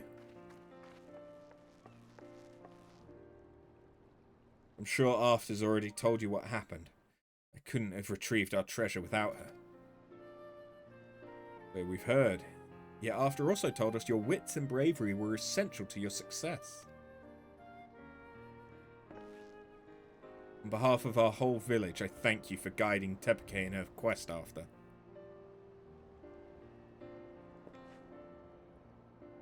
Now, the perch of the apex must be returned, and put under careful guard once again. The story of the Tral Vidral demise proves that we are not meant to wield its power as our own. I'm sorry, but I disagree. Once I return to the village, I want to tell everyone what happened in Thavnir. They need to know what the treasure is capable of, or we risk forgetting once again.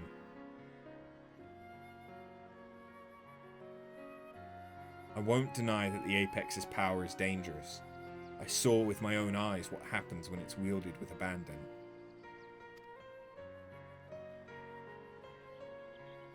Yet during the course of our search, I also saw potential. If we fully understood how it worked, we could use it without risk to ourselves or other people. We could turn something we once feared to our advantage, instead of letting it become obscured in legend.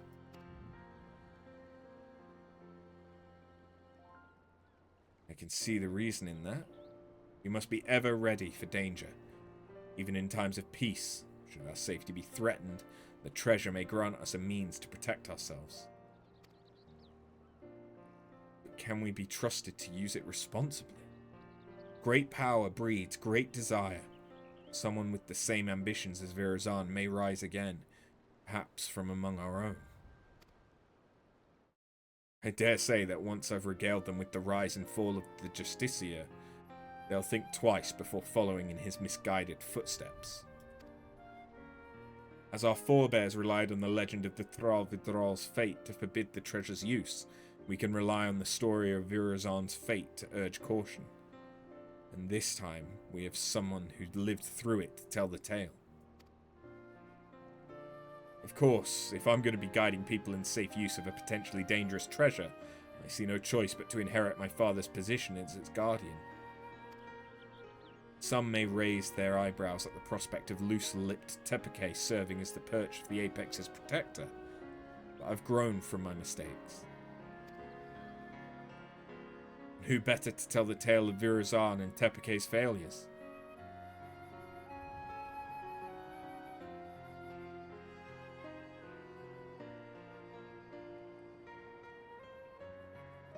Your only mistake was in trusting Virazan, the same as I and many others.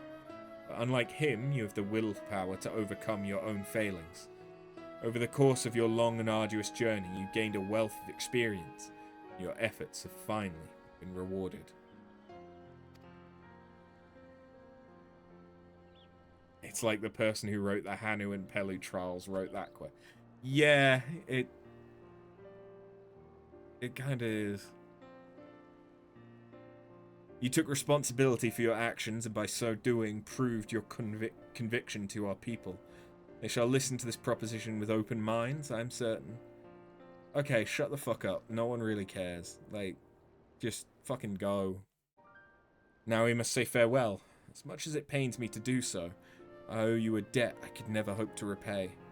Once I return to the village, I'll do my utmost to protect the treasure we work so hard to retrieve. Until next we meet, may fortune smile upon you. Also, why the fuck was it an owl?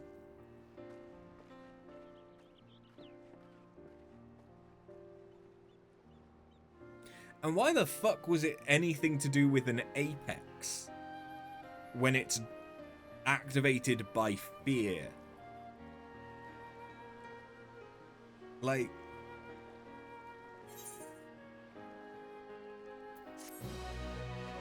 owls don't have anything to do with rocks.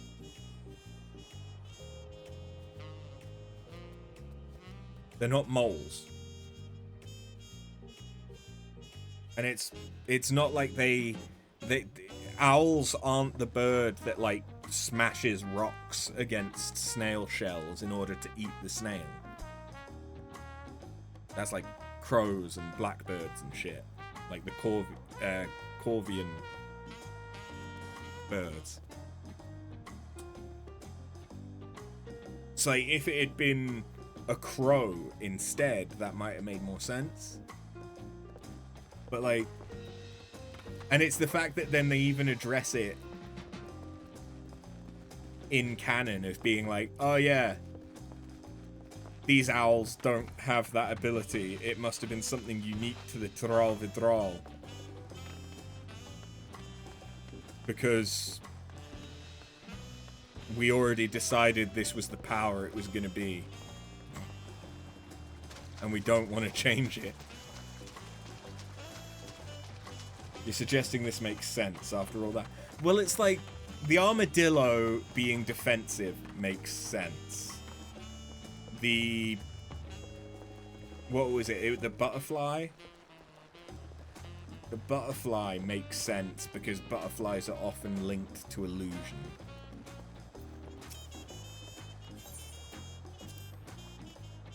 But what has an owl got to do with rocks falling from the sky?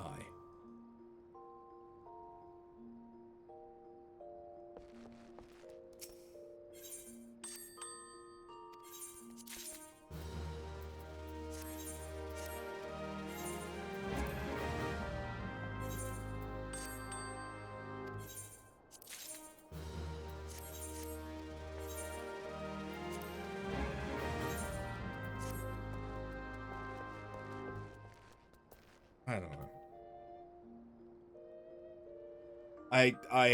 I hope that the last two, the tank and the healer one, are better. But we'll find out.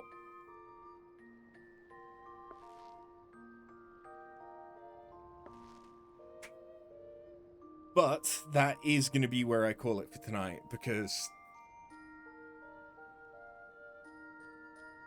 that shit was tiring. And, you know, it is getting a bit late. But there will be a stream tomorrow. There will be a stream tomorrow. It's probably going to be Blueprints, because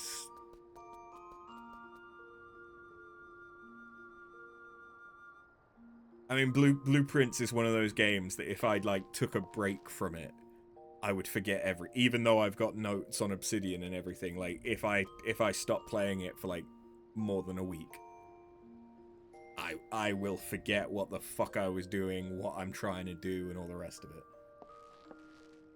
And there's not like a quest log or anything in game to guide you, so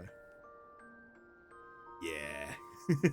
we'll do some more Blueprints. Depending on how that goes, we might start something else on Sunday. Depending on how far we get in Blueprints. What's probably going to happen though, because it's next Saturday, is the 24-hour streamiversary stream, which I have a few ideas for. Some I may regret. Some might be quite good.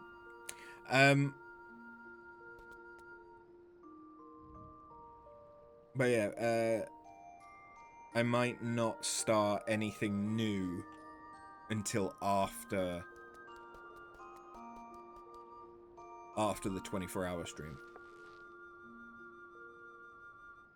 So whenever it is that we do reach like the end point of Blueprints, we might then just sort of come back to doing more Final Fantasy XIV, because, you know, I've still got the 2 role quests, which are, you know, a weekend stream potentially, because how fucking dull they kind of are.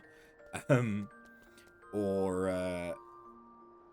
I do have, you know, the Occult Crescent stuff to start, and that can easily do us. Or it would be 2 midweek streams. Like it could be the Tuesday, Thursday, potentially Friday stream, because there'll probably be a set of role quests that come about after you've done all the rest of them. Definitely recommend finishing the story, as in the MSQ. Oh yeah, because it's now like the end of post Dawntrail MSQ, isn't it? And it's now pre whatever's next kind of thing.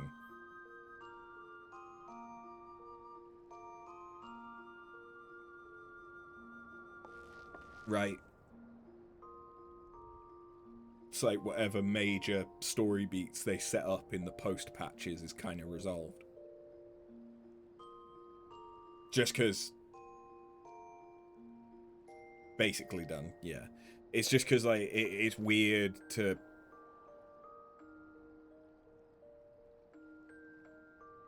the way that I've consumed this game, it would be weird to, like, be like, oh, okay, there we go, we're 2/3 of the way through that story. We're gonna stop now for 3 months. And I know that's what actually happens, but still. That would be weird for me to actually be caught up and not have, like, a good, satisfying resolution. Anyway, yeah, I'm gonna go and wind down for bed. Thank you very much for watching, and I'll catch you next time. See ya.